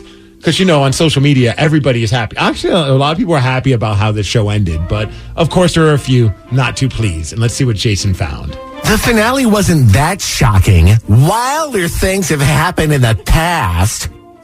That's true. Okay. So far, that's not so bad. Why do any of you bitches watch this? Oh. Why do any of you bitches watch this show? It's so corny and fake. Enjoy your life with your 12 cats. Even Grey's Anatomy is better than this. Oh, okay. Excuse me, I'm insulted. You know what I like is that these are now just attacking Sarah. They really are. I also hate that you paused it when you did. I gave him the biggest heart attack right now. Because you thought he said a different SH word. Well, I thought he forgot to bleep it or something. I was like, what's happening? Good thing college hoops are back on Thursday. Yes. My wife owes me for having to watch this last night. Why does that voice make it sound like he's like in an RV just crushing like Michelob Light? It does. Yep, NCAA tournament back on Thursday, so. Yeah. I love how you dipshits are on here talking about how both ladies are great. OMG, Daisy and Kelsey are so classy. Classy! All these women fighting over one man. I'm no prude, but GTFO. GTFO. It is funny how we talk about just how elegant and how lovely these ladies are, but it's like her and 29 others are fighting for one guy's love. Sounds really like not my cup of tea. And we have one more comment about The Bachelor. Dude's an idiot. Daisy with a sweet ass all the way. Can you confirm? Did Yeah. Daisy have a sweet ass? I mean, yeah, they're both very beautiful. They're all beautiful. I was going to say, Taryn, I think all of them have sweet asses. I don't think they hire anyone who does. That's part of the application is how sweet is your ass? Yes. Is it bachelor sweet? Apparently. Well, we came across a story on Como that said more than 210 bridges in Washington are in poor condition. Should we be concerned? We're going to check in with Washington State Department of Transportation's state bridge engineer, Evan Grimm, after Nirvana. The Daily Migs Show. Rockaholics, this week, we've obviously been paying very close attention to all of the details surrounding the Francis Scott Key Bridge collapse yesterday in Baltimore. And that brings up a big topic about us locally. Here in Seattle, we've obviously got bridges to the left, to the right, to the north, to the south, the east, and the west. Yep. And so who better to speak with than a bridge expert? We have Evan Grimm from Longview this morning. You are Washington State Department of Transportation's state bridge engineer. Correct. Hey, Evan, thanks for joining us.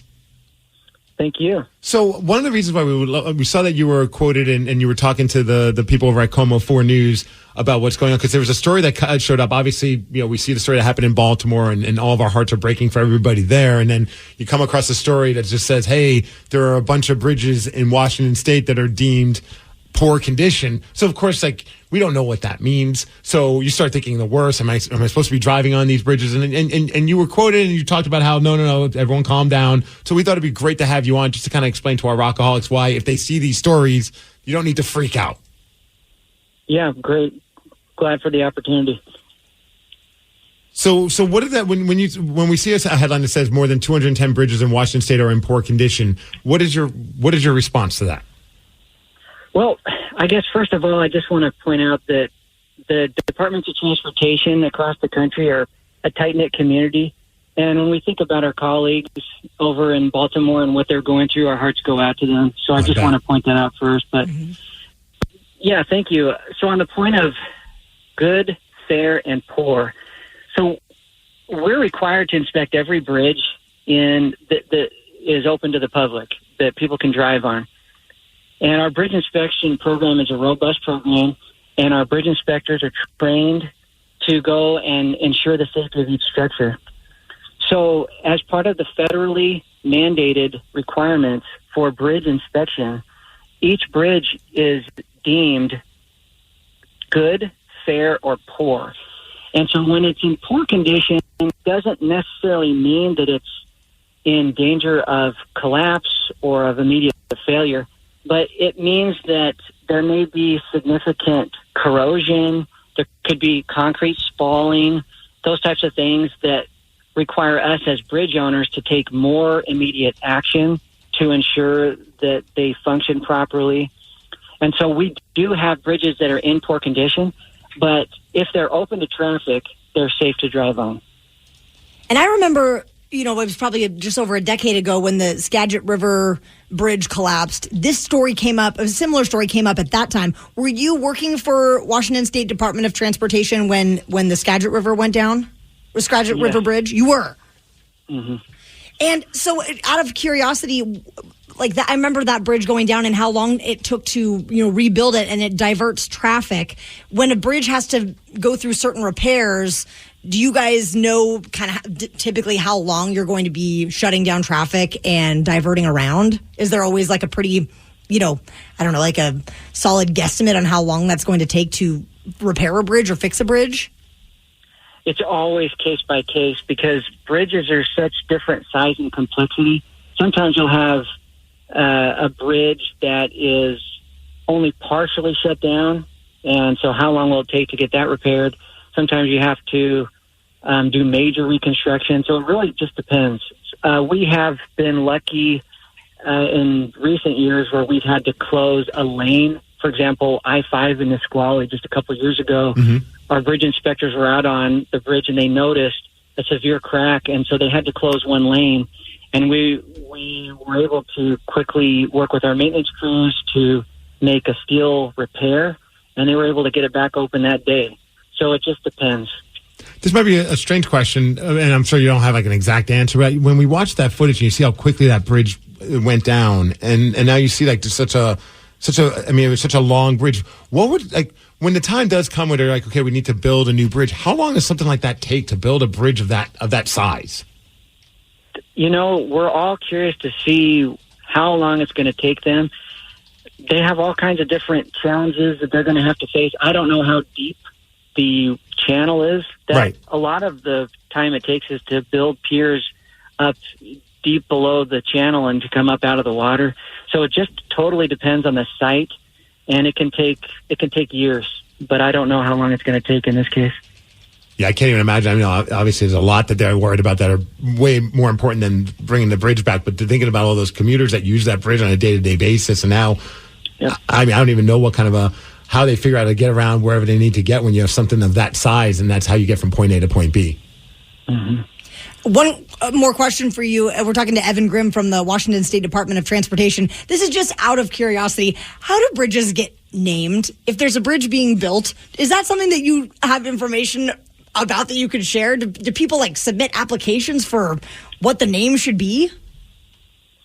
And it's always different. It seems like sometimes it will be done by the legislature. They will actually name the structure depending on the size of the structure.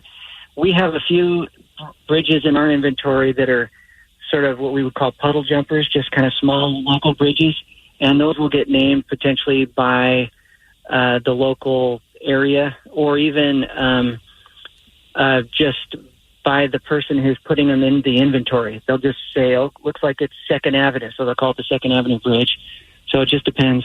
Huh. I never thought about that, but I just seemed that's such a strange thing to even think like what constitutes what, but that's interesting. And it says, in the story that we read on Como that 210 bridges in Washington are in poor condition, but how many bridges do we have in the state of Washington altogether? Altogether on the local and state systems is just over 7,000 bridges. Wow, I had no idea. Huh. Well, thank you so much, Evan Grimm. It's been a pleasure to talk with you this morning from Washington State's Department of Transportation, State Bridge Engineer. And we how do really you appreciate fit all the that time. on a business card? That's quite the title. WSDOT. We shorten it up. Thank you, Evan. We appreciate your time. Thank you. I thought you were trying to get a bridge named after you or something like that. I was like, where are we? I was just, out of curiosity, I'm like, are bridges mostly named after people who have passed on? Are they named after people that are living? Or named after an area where they're at, yeah. Or like a road, I never thought about like how they come up with the names to the bridges. That was interesting, yeah. How do we get a Steve Migs bridge in Puyallup? We could put one in your backyard. Okay. Over like a puddle. I'm sure we could totally do my that. daughter would be very impressed by that. Rockaholics, how would you like to beat Steve? He is currently 75, 20, and 10 in 2024. 206-803-ROCK. We will play Beat Migs at 8:50. The Daly Migs Show. My 13-year-old acts like a puppy again. Almost overnight, she's a different dog. Perfect poops. When people switch their dog's food to the farmer's dog, the effects can seem like magic. But there's no magic involved. It's simply real meat and vegetables with all the nutrients dogs need, instead of highly processed pellets. No tricks, just smarter, healthier pet food delivered in packs portioned for your dog. It's amazing what real food can do. Get 50% off your first order at thefarmersdog.com/no magic. Listening to your favorite podcast? That's smart. Earning your degree online from Southern New Hampshire University? That's really smart. With 24/7 access to coursework, no set class times, and dedicated student support, you can go to school when and where it works for you. Low online tuition means you can even do it for less. And dedicated student support means we'll be with you from day one to graduation and beyond. Join a community of learners just like you. Go to snhu.edu today to start your free application. From executive producer Jimmy Kimmel. What's up, team? Just two people can't launch a brand. It takes a village. We are MMD Hollywood. Wow, which stands for medical marijuana. Due to restrictions, we can't tell you everything about our new reality series. But what we can say is the idea behind it is fully baked. I don't know. High Hopes. Streaming 4/20 on Hulu. My 13-year-old acts like a puppy again. Almost overnight, she's a different dog. Perfect poops. When people switch their dog's food to the farmer's dog, the effects can seem like magic. But there's no magic involved. It's simply real meat and vegetables with all the nutrients dogs need, instead of highly processed pellets. No tricks, just smarter, healthier pet food delivered in packs portioned for your dog. It's amazing what real food can do.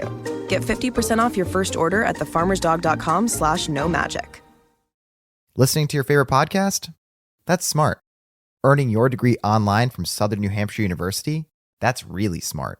With 24/7 access to coursework, no set class times, and dedicated student support, you can go to school when and where it works for you. Low online tuition means you can even do it for less. And dedicated student support means we'll be with you from day one to graduation and beyond. Join a community of learners just like you. Go to snhu.edu today to start your free application. From executive producer Jimmy Kimmel. What's up, team? Just two people can't launch a brand. It takes a village. We are MMD Hollywood. Wow, which stands for medical marijuana. Due to restrictions, we can't tell you everything about our new reality series. But what we can say is the idea behind it is fully baked. I don't know. High Hopes.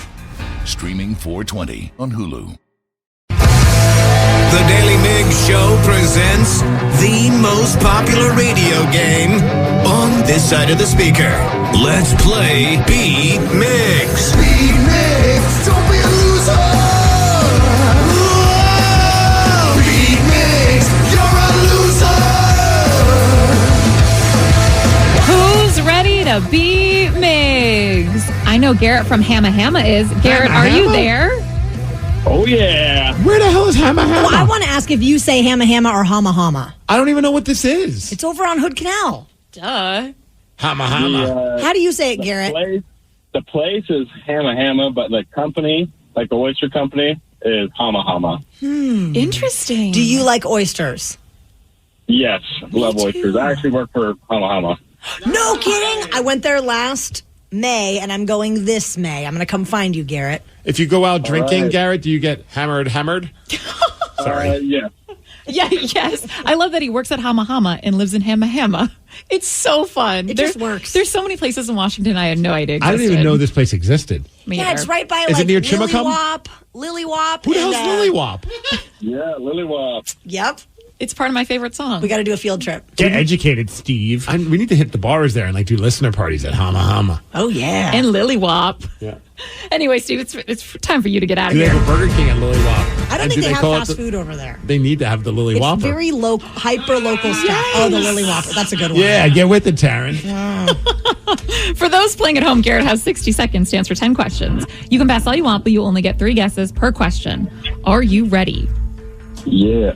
What organ pumps blood throughout the body? The heart. Correct. What is the smallest prime number? 1, No. 2. Correct. The Yankees have won the most World Series, but what team has won the second most? Yankees. We got the Dodgers. No. White Sox. No. Padres. No. Which vitamin is the only one that you will not find in an egg? Vitamin A. No. B. No. C. Yes. Who played Charlie Babbitt in the 80s movie Rain Man? Pass. What is the name of Mickey Mouse's dog? Pluto. Correct. What continent does not have ants? Antarctica. Yes. Which U.S. president delivered the Gettysburg Address in 1862? Abraham Lincoln. Yes. Lady Gaga's debut single was titled Just What? Dance. Yes. Oh. And with that, Boom. you get 7 correct, Garrett.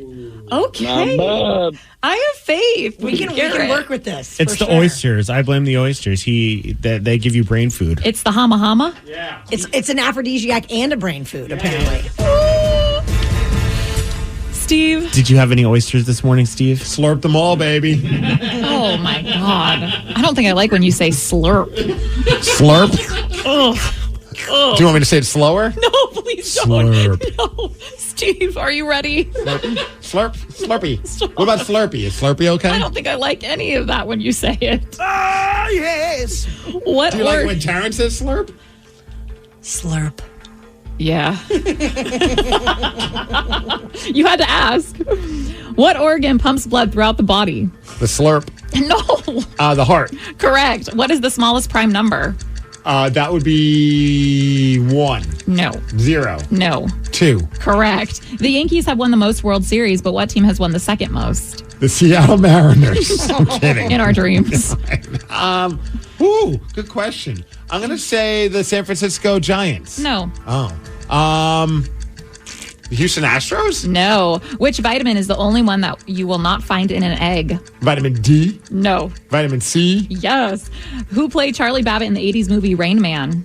That would be Dustin Slurpman. No. Dustin Hoffman? No. Tom Cruise? Yes. What is the name of Mickey Mouse's dog? Don't. Slurpee. No. Pluto. Correct. What continent does not have ants? Slurpstanistan. I want to punch you. I don't know. Canada. No. Russia. No. Which U.S. president delivered the Gettysburg Address in 1862? I will throw my pen at you if you say Abraham Slurpston. No. I don't know. Thomas Edison. Thomas Jefferson. No, that's still wrong. Oh. Well, you got 5 correct, which is a loss. 7 to 5. Yeah, Garrett from Hama Hama. He's the best. I'm the best. That's for you, not for me, Yeah, obviously. good. Nice work, Garrett. No, you slurped out the competition. Oh. Okay, the Yankees have won the most World Series. Does anyone know the second team? Dodgers. No. I felt like I wanted to say Red Sox, but I don't know. Mm-mm. It's the St. Louis Cardinals. The Cardinals? Yes. Oh, yeah, they were good back in the day. But get this, the Yankees have won 27, and second with the Cardinals, 11. 11. Wow. So there's quite the difference So there's there. still a chance for the Mariners to get there. For sure. Yeah, we're going to break the record. All you got to do is believe, Steve. Once they win one, it'll just be one after another, which is going to open the floodgates. That's how it works usually. No, it's not. No, but- it's not. Yeah. But then, we'll all be dead at that point, pretty much. 'Cause Yeah. the Yankees have won 27, so to beat Oh, that. yeah. I don't know if any team's ever going to catch up to that. It's very impressive. Yeah, and Abraham Lincoln eventually, and then one that he got to that. Oh, was Abraham Lincoln? Yes, not Abraham. Slurpson. Couldn't give it to you. Even if I got it right, I would have still lost. It was worth it just to piss you off. Really? Because Yeah. you would have got this when Lady Gaga's debut single was titled "Just What." Slurp. Just Dance? Yes, oh man, if I could punch you in the face and get away with it, woo, would I? The big bosses are here though. I was going to so. say, of all days to do it, today would be the day because all the big bosses are around. I know. And they'd be like, wait, what happened on their show? Violence. That's the new show? Yeah, that's the new one. Wait, what? Well, congratulations on losing. Yeah. Well, besides the bridge story, the other trending story right now is P. Diddy. What is going on with him? Oh, We're going boy. to tell you the latest after the Red Hot Chili Peppers. The Daily Migs Show. My jaw dropped when I saw this story, Steve Migs. The investigation into Sean Combs, otherwise known as Diddy, otherwise known as P. Diddy, otherwise known as Puff Daddy. Oh, but now the nicknames are just going crazy because of all the the stuff that's coming out. They're no longer calling him Diddy. Okay. I mean, Yeah, you don't have to it's say it's it. not Batman's arch rival, the Riddler, but it's now the Diddler. So he is being investigated for apparently like a sex trafficking situation. He's had some homes raided all across the country. And now a couple of other celebrities have had the spotlight put on them because of their connection to Diddy. And I kind of figured that this is going to happen. I mean, all of a sudden, he's throwing, from what it sounds like, this is all stemming from parties that he's been throwing, both on his yacht and then at his house. So, I mean, he's not the only one at these parties where these awful allegations are happening. They seem to be like a who's who of celebrities that are showing up as well. One of the celebrities is Prince Harry. Nobody has accused him of anything, but his name did come up in the lawsuit that was filed by Rodney Jones, the music producer. Okay. And Prince Harry was apparently just named as somebody that was involved in Diddy's life, but we don't know exactly to the extent. Now, imagine if Prince Harry has nothing to do with this, but all of a sudden you're just like, oh, you got to be kidding me. Got to deal with You know, it. because it happens a lot. I mean, unfortunately, it happens where, I don't know if you've ever had a situation where, like, you think this person's a pretty decent dude. You're around him, maybe not super close, so maybe like you didn't have like the writing was on the wall. You're just like, oh no, every once in a while I run into this person, it seemed pretty cool, and then you find out something awful. I've had that happen before, where a couple people in my life where it's like word got out, like I would have never guessed that this person was capable of that, and then you find out more and more information after that information comes out, and you're just like, man, we all fell for this. Well, Rodney Jones, in his lawsuit, is accusing Diddy of sexual abuse, and in the court papers talked about these trafficking parties. And Cuba Gooding Jr. is named in this list as well. So these are just the first couple that we're hearing now. Yes. And Cuba Gooding Jr. was apparently, he's being accused of sexual assault on a yacht that was rented by Sean Combs, otherwise known as Diddy. This is going to continue to get ugly. Yeah. That's for sure. I know I saw that he sold his shares of Revolt TV. Do you remember he had that TV channel? I didn't even realize that was his, but I do. This has nothing to do, obviously, with the story, and I don't think anyone's going to be like, because one time I appeared on Revolt TV. What? Yeah, don't. I was never at any of his parties. No yachts. I was over over a Zoom type of an interview, like via satellite. Huh. I don't know if you remember Andy Harms, who used to work at The End. Totally. And eventually he left The End as an on-air personality, and then he became an on-air TV personality, worked behind the scenes for Diddy's TV network, Revolt. So when it was like the anniversary of Kurt Cobain's passing, they reached out to me because Andy wanted to put me on to talk about Seattle and the music history. And it was really cool. I got to be on. It was kind of surreal seeing like the video footage because I'm like on like this giant weird video screen on the show and I was just doing it in a locker room at a hockey rink in town because I was like, I was about to go play hockey and I didn't want to. This is where my priorities were. I'm like, yeah, I'd love to do your show, but can I do it before this time? Because I want to hit the ice and play hockey. So I'm doing it in like my buddy's office at the hockey rink and just talking and all that. But up until yesterday when I saw that about Revolt, I forgot that was even a network. So it was supposed to be like a competition with MTV at one point. Does it still exist? I don't know. Yeah, I don't know either. But if he's selling shares of it, I got to imagine it does. Yeah, I'm not sure. This whole story is very, very bonkers. And obviously, we'll update you more as we hear more Rockaholics. Feel free to call us anytime, 206-803-ROCK, any point during the show if you'd like to weigh in. This story blew my mind. I saw that a climber on Mount Everest got gored by a yak. What the hell is a yak? A yak, if I could describe it, it almost is like a cow and a buffalo and a horse had a baby. Cow, buffalo, and a horse. Yeah, so it's kind of got like a buffalo head. I don't click on those thumbnails, so I'm trying to picture this now. It's got giant horns. Okay. But long hair, long body hair, and it kind of has like a horse tail, and it's a hooved beast. Oh, yeah. dude, this thing is gnarly. They are very gnarly. This looks like a bull that listens to reggae music. Yes. And there's someone in my neighborhood owns 2 of them. There are 2 yaks that live like less than a mile from my house. They're wild looking. Do you ever have any encounters with these yaks? So there used to be this little farm next door to where the yaks lived that was like open to the public. And the yaks were literally on the other side of the fence, and they were scary. City folks just don't get it. I mean, if they got spooked... Sorry. If they got spooked, like, and they would kind of snort or like look like they were going to charge a little bit, they were pretty scary looking. They you don't look want to pet the terrifying. yaks. So somebody got gored by one while going on Mount Everest? The crazy thing is, it was some sort of a charity climb to the base camp, which is still a massive accomplishment to do just that. But she was FaceTiming her family to show them the yak, and then all of a sudden she hears hooves coming toward her, and the next thing she knows, she's got pain in her leg and she's being tossed a couple feet into the air. She took a yak horn through the leg. Imagine being on the other end of that call. Oh my God. And you're like, hey, look, check it out, look at this yak. And somebody in their family are like, you should probably get away from that thing.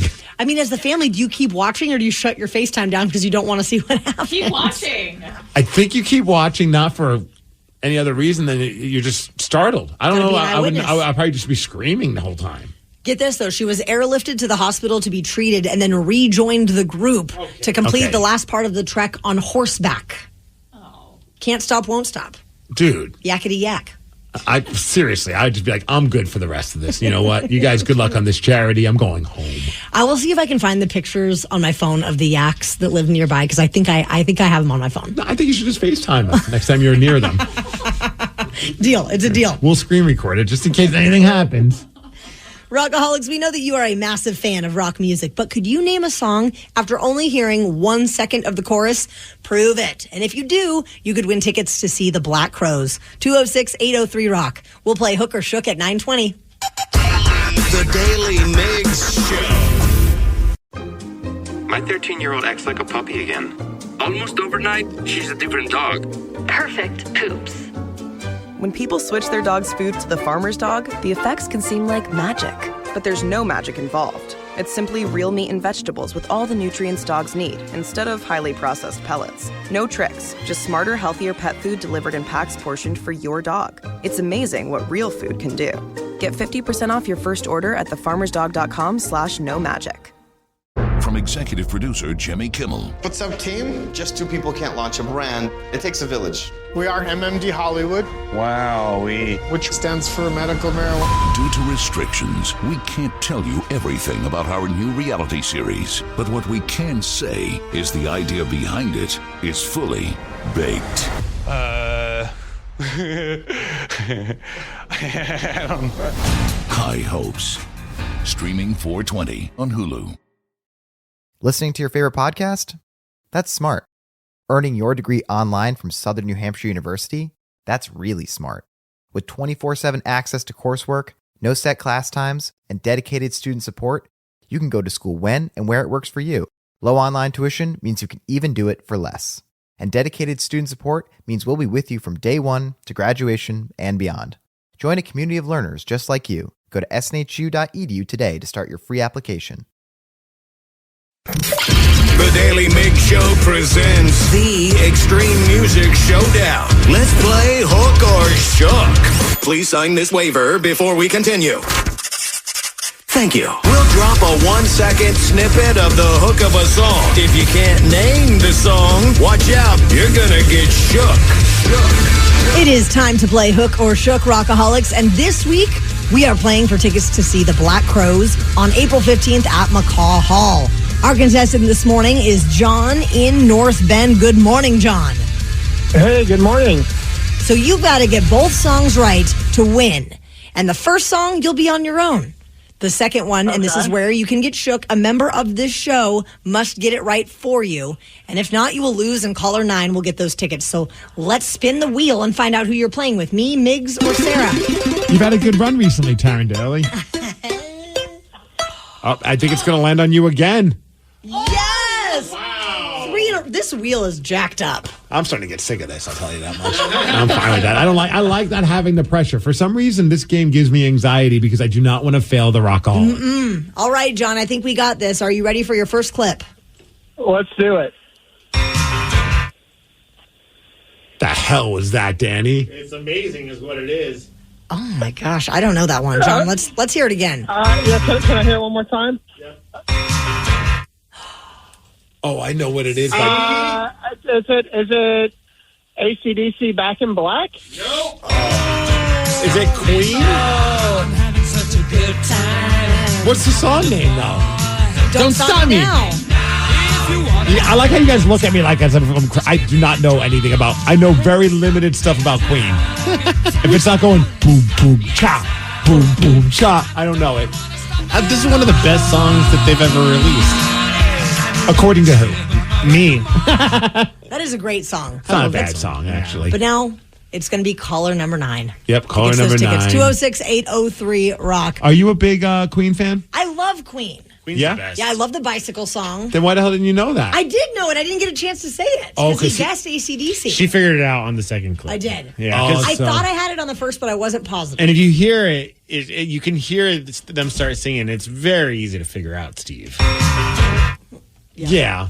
Thank you. I mean, now that I know it, it's so easy. So easy. There's an iconic sounding piano vibe to that song, but For sure. yeah, I didn't know that you were a huge Queen fan. I mean, I just really like Queen. Like, I don't think that they ever put out a bad song. Like, it was just all awesome. Yeah, they never were that band. Like, I liked a couple of their songs, obviously, and to be honest with you, Bohemian Rhapsody just drives me up the wall. Like, you don't like it? I can't stand that song.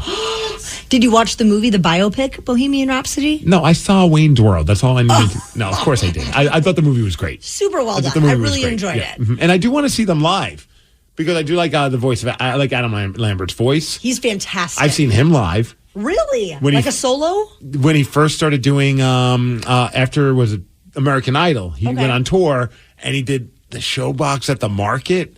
And it was over the top crazy. Like, I mean, all the lights, all the visuals. I mean, he's a ham up there. Like, he definitely puts on a performance. It was in support of his first record. And it was great. Is that your favorite Adam Lambert record?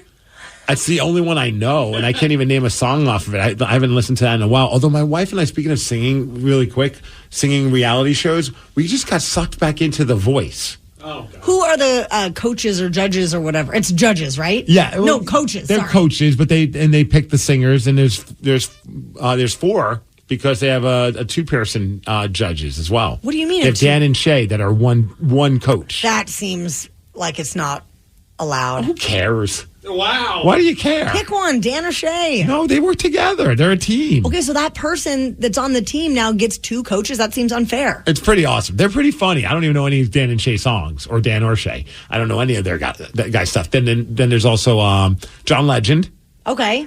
Chance the Rapper. Okay. And the MVP of the show, the person that my wife and I are fully in love with and enjoy every moment with her up there doing her coaching and judging. I know. Reba. Yep. Reba McEntire. I don't remember the last time I even paid attention to what Reba McEntire is up to other than her TV show, which was super entertaining. Oh, yeah. She's great. She is so lovable on this damn show. Like, you just want to, like, be a part of her team. Makes me want to go home and listen to Reba right now. Or just watch The Voice. She's super funny. No, you're not a voice person. I'm just not really a reality TV person. Yeah, no, dude, it's just, honestly, it's just mindless stuff to put on at the end of the night after we put Tatum to sleep. Neither one of us want to get too invested in anything serious. It's almost like time to just chill on the couch, play on our phones, finally, and just have something on in the background that we don't have to pay full attention to. Do you have a favorite singer so far, a favorite contestant on The Voice? I mean, I don't know their names. There was this one guy with a guitar. He seemed like he was a fun dude. You're going to gravitate to the rocker? I always lean towards someone who does something that most of the songs I don't even know what the hell they're singing, to be honest with you. Like, there's so many pop songs out there that I'm just like, I have no idea if this is an original or if this is whatever. But apparently there's someone who has like local ties. My wife's like, oh yeah, I know the person who's related to this person because they're posting about it on Facebook. So I don't remember. Well, that's who we're going to root for then. You always got to root for the local She's connect. on Team Reba. Well, then that's even more of a reason to root for that person. Hell yeah. All right. I Well, don't think I'll she's give it a local, try. though. I think she's based in, like, Kentucky. Oh, but Yeah. she has local ties. She has a local family member out here. Got it. Yeah. Well, Rockaholics, if we have talked about something this morning that you would like to talk about, call us up now, 206-803-ROCK. We'll check in with the Rockaholics after Bad Wolves. The Daily Migs Show. All morning, we have received phone calls and text messages from you Rockaholics, and we want to chat now. It is time to check in with the Rockaholics. So anything you want to chime in on that we hit on this morning or anything that's on your mind, 206-803-ROCK. Earlier this morning, we were talking about the footage of the bridge collapse in Baltimore and how one car right at the very end, like, narrowly escapes before it went down. I mean, it's obviously so much to talk about and think about with what happened, and our hearts go out to everybody who's been impacted in Baltimore. But that was just like the most random thing to just witness that part when you're watching all these different angles and views, and then all of a sudden you see that car get off the bridge just in time. And all I could think was, what is going on in your mind after that happens? You really narrowly escaped death. And what do you do at that point? And oddly enough, not oddly, but interestingly enough, we had a Rockaholic who called in and had a similar experience. Kevin is the Rockaholic. He and his dad were driving across a bridge in the late 80s, the Bay Area Bridge, just seconds after the earthquake hit, and then the bridge went on to collapse. And if you missed it earlier, here is our chat with Kevin. Kevin in Kent has a little window into that world. You have a bridge story. Oh, God, yes, I do. So this was back in 1987. I grew up in California, the big Bay Area quake that hit. Yeah. Me and my dad were on our way home from work. I was, 9 at the time? We were on the Bay Bridge, and next thing you know, it just started shaking, and we're like, what's going on? My dad was thinking that it had a flat tire or something like that, and he slowed down. Well, lo and behold, literally maybe just a second or two after we passed that one section of the bridge, it collapsed. Oh, my God. So do you remember seeing it in your rear view, or did you just hear it and instantly turn around? What was that moment? I heard it and turned around, and I'm just like, oh, F. I feel like that's the moment where Dad doesn't get mad at you for dropping an S word. No, because he dropped more than the S word. I guarantee that. He taught you a couple of new curse words on top of that. Oh, yes. Did he pull off to the side of the road, or what happened? Because we were trying to get in the head of the person who just drove off that bridge in Baltimore, and I got to imagine when you saw the story, that had to trigger some crazy memories for you as well. Yeah. When I saw that, when I heard it on the news yesterday morning, I'm just like, oh, dear God. So what did you guys do after that happened? Did you pull off the road, or? No, pretty much my dad floored it, and we took off and got off the bridge as quick as possible. Yeah. And that was the year, the 87 one, that was when the World Series was going on, right, with the Giants? Right. Damn, dude. So how are you feeling how are you feeling, how do you feel going over bridges nowadays? Oh, I'm scared to death. Do you hold your breath, or do you have any, little ritual that kind of helps you through it? I hold my breath, and then I grip the steering wheel as tight as I can. Well, I bet yesterday didn't make matters any better then. No. Man, dude. What was it? A few years ago, we went down to Astoria, and of course, we went over the Astoria Bridge, and they were doing construction at the top, and we were sitting on that bridge for about 10, 15 minutes, and I'm just like, dear God, get me off here.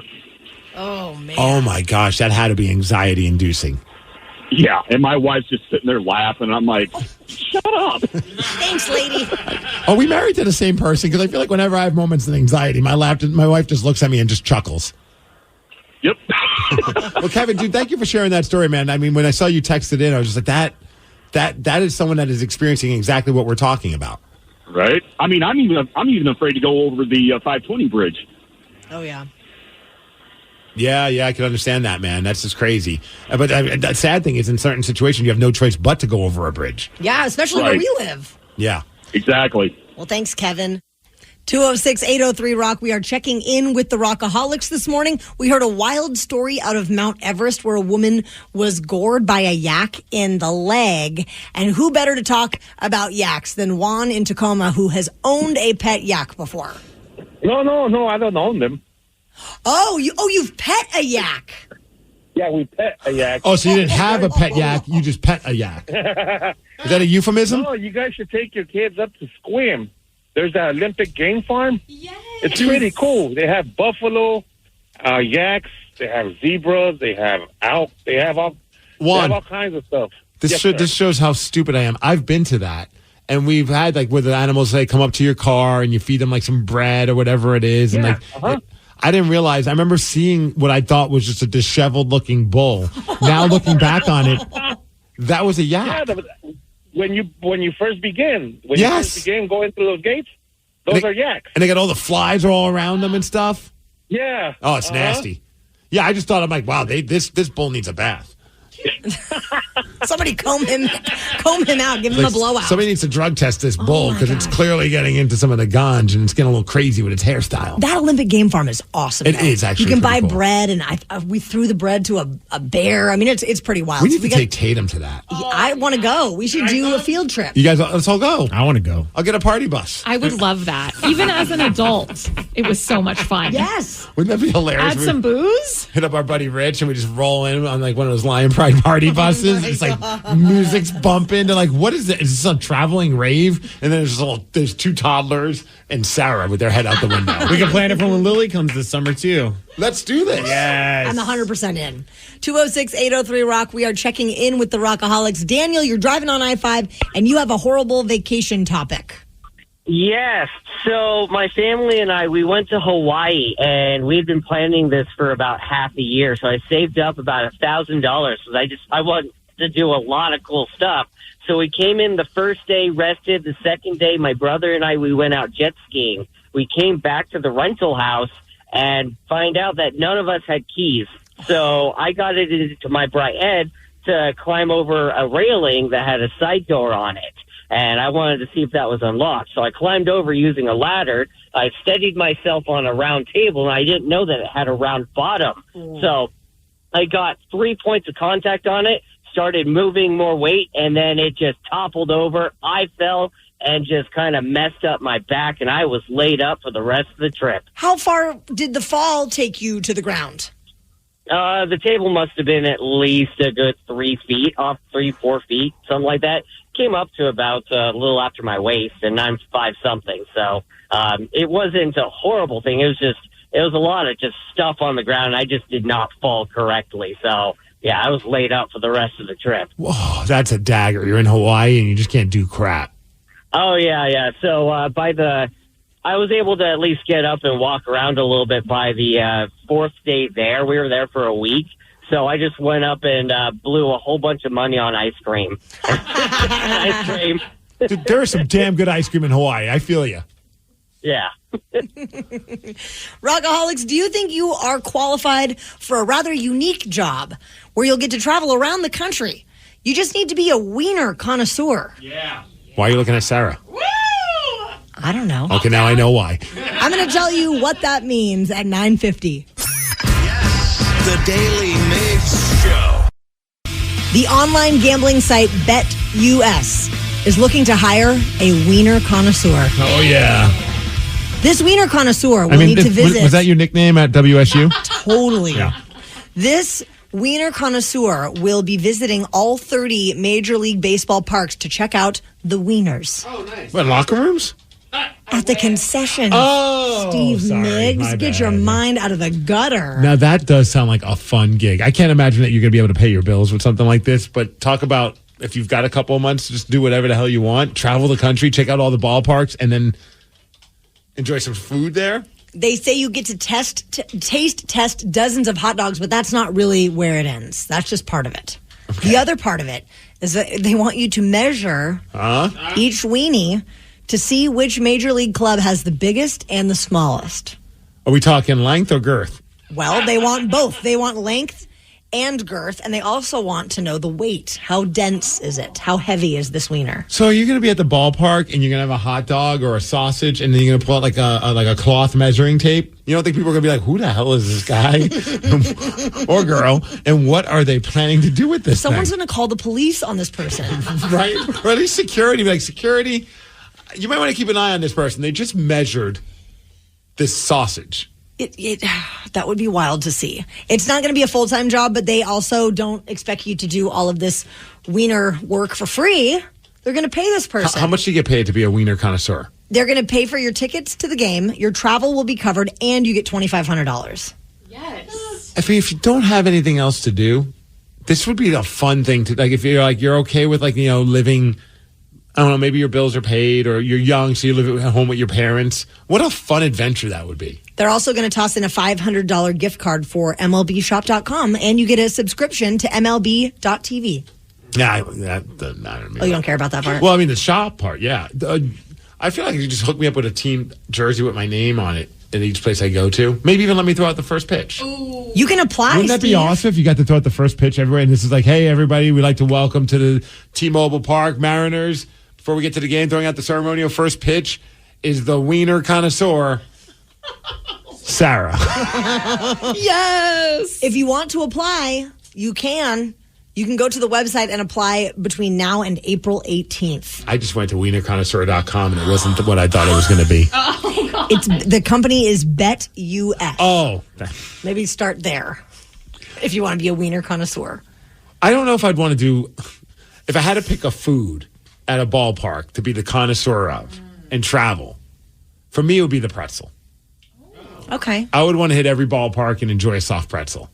Okay. Because some of the places, they step it up a little bit. Some also maybe even make it the shape of the team logo. At least I remember when I went to a New Jersey Devils game, they had the New Jersey Devils logo, and they made it into a pretzel, and my mind was blown. Okay. Bigger question, though. Salt or no salt? A little bit of salt. Just a little. I asked for salt. This just is a peek inside my weird brain. So I will ask for salt, but they always give you too much salt.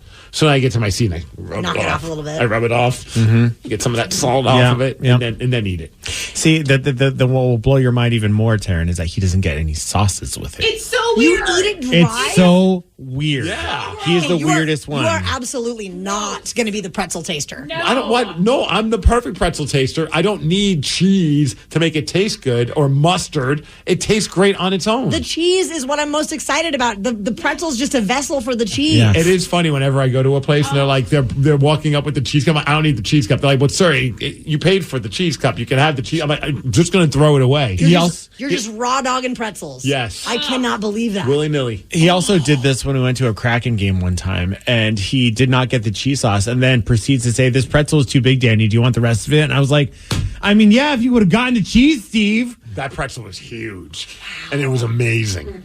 Okay, now what do you put on a hot dog, though?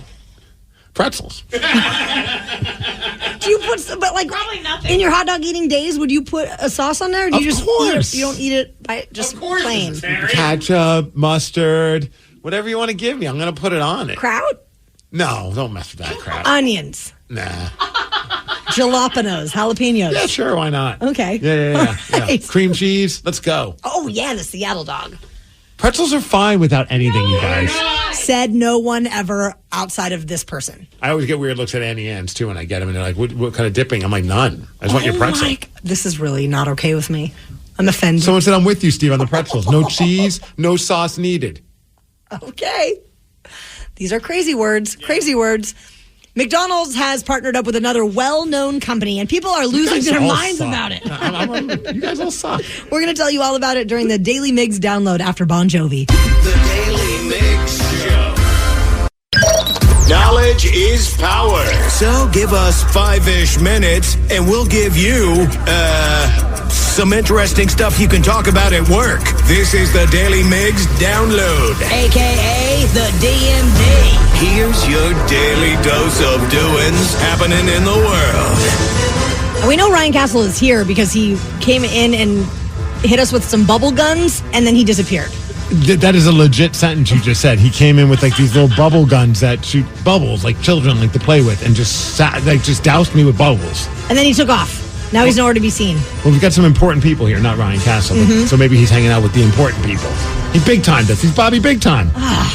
That's fine. Well, the DMD is brought to you by Palace Law, and I wasn't able to wish him a very happy National Viagra Day. Oh. But speaking of being excited, your Seattle Kraken finally won a game after 8 games without a win. All it took was to play one of the worst teams in hockey, a team that really gave up since day one, and that's the Anaheim Ducks.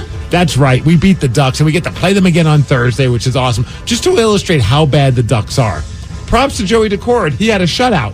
How many shots did he face? 13. Typically, you face 13 shots in a period. Oh, yeah. Like, if he let every single goal in, It wouldn't. It was still. They would have won, of course, but it would have been a close game. Yeah. That's so ridiculous. 13 shots. That's all the Anaheim Ducks got. Hopefully the game that way. Hopefully those winning ways continue when they take on Anaheim again on Thursday. Let's go Kraken. The Francis Scott Key Bridge in Baltimore collapsed early yesterday morning after being struck by a 948-foot cargo ship. Bronner Builders, Inc. had a construction crew on the bridge. They were fixing potholes when it collapsed. 2 of the construction workers were able to be saved, but there are 6 that were missing and presumed dead. So 2 of the people that were in the river, one of them I think did not get medical treatment, and the other one had some pretty serious injuries. And we're sending all of our thoughts and love and prayers to all the folks in Baltimore and the surrounding areas. And of course, then you start wondering about like the bridges around here. Obviously, this was a situation that happened with a cargo ship hitting it. But then there's some stories that you see on social media and then also on like some news sites that are talking about the safety of the bridges here in Washington State. And we came across an article that said that 210 bridges are categorized as being in, quote, poor condition. So, of course, that kind of gets a little panicked and stuff. So, earlier we talked to Evan Grimm, who's part of the Washington State Department of Transportation. He's heavily involved with all the bridges around here, and he talked to us and put our hearts at ease and our minds at ease, because he says, even though they're in poor condition, that doesn't mean that they're unsafe to drive on. There's a lot of factors behind that. So, they're still safe to drive on those 210 bridges. McDonald's is teaming up with Krispy Kreme to introduce its iconic donuts to the menu. The McGlazed? They're going to bring their glazed donuts in. The chocolate iced and the cream filled donuts will be available at select McDonald's locations a little later. The McCream? No? Don't click on that thumbnail. I have. So you can get these donuts individually or in boxes of 6. I'm kind of excited about it. I do love a Krispy Kreme. How soon until they start slicing the donut in half and using that as a bun for one of their breakfast sandwiches? I thought you were going to talk about like when people eat donuts out of the break room and they cut it in half. That drives me crazy. Take the whole damn donut. Oh, then you shouldn't work with us. Are you a donut cutter and halfer? Oh, yeah. Are you? Yeah, we break them all up. Get a little bite here, a little bite of this there. You guys, I can't hang. So what if they went with the McGriddle, but then added like the glaze or the creamy donut? It's like the McCreamy Griddle. Okay. I'll try it. All right, let's go. This is something I did not know was even an issue, but apparently in Costco, they're tightening up their restrictions for their food court area, making sure that non-members are not going to be showing up and eating food in the food court. I guess I didn't realize that they were permitted to do that. Maybe they're not, but people just don't even bother checking because you're just going straight to the food court. Have you done that, Danny? No, but I've seen people do it because you walk in the exit and you can just be like, oh, I'm just going to renew my membership, and they don't actually check to see if you are. So and then you walk to the food court and go straight and get the $1.50 hot dog? Yep. Wow. Anything to save $1, man. Well, yeah, I guess they're cracking down on that. I don't know how they're going to do that. Like, show us your card or show us your app thing that shows your face on it. Yeah. But that's what Costco's doing right now, cracking down. Hey, as far as weather, we're going to have a high of 54 degrees. It's going to rain today. The DMD is brought to you by Kia Puyallup, and that's what's up. Ryan Castle is up next with the Morning 12 Pack. The Daily Migs Show. The Daily Migs Show. My 13-year-old acts like a puppy again. Almost overnight, she's a different dog. Perfect poops. When people switch their dog's food to the farmer's dog, the effects can seem like magic. But there's no magic involved. It's simply real meat and vegetables with all the nutrients dogs need, instead of highly processed pellets. No tricks, just smarter, healthier pet food delivered in packs portioned for your dog. It's amazing what real food can do. Get 50% off your first order at thefarmersdog.com/no-magic. Listening to your favorite podcast? That's smart. Earning your degree online from Southern New Hampshire University? That's really smart. With 24/7 access to coursework, no set class times, and dedicated student support, you can go to school when and where it works for you. Low online tuition means you can even do it for less. And dedicated student support means we'll be with you from day one to graduation and beyond. Join a community of learners just like you. Go to snhu.edu today to start your free application. From executive producer Jimmy Kimmel. What's up, team? Just 2 people can't launch a brand. It takes a village. We are MMD Hollywood. Wow, which stands for medical marijuana. Due to restrictions, we can't tell you everything about our new reality series. But what we can say is the idea behind it is fully baked. I don't know. High Hopes. Streaming 4/20 on Hulu. Top class actions alert. In a groundbreaking move for the payment industry, Visa and MasterCard have come to a historic $5.6 billion settlement. Top class actions is connecting business owners who accepted Visa or MasterCard from January 1st, 2004 to January 25th, 2019 to their share of this $5.6 billion settlement. Claim your share today at topclassactions.com/Visa. That's topclassactions.com/Visa.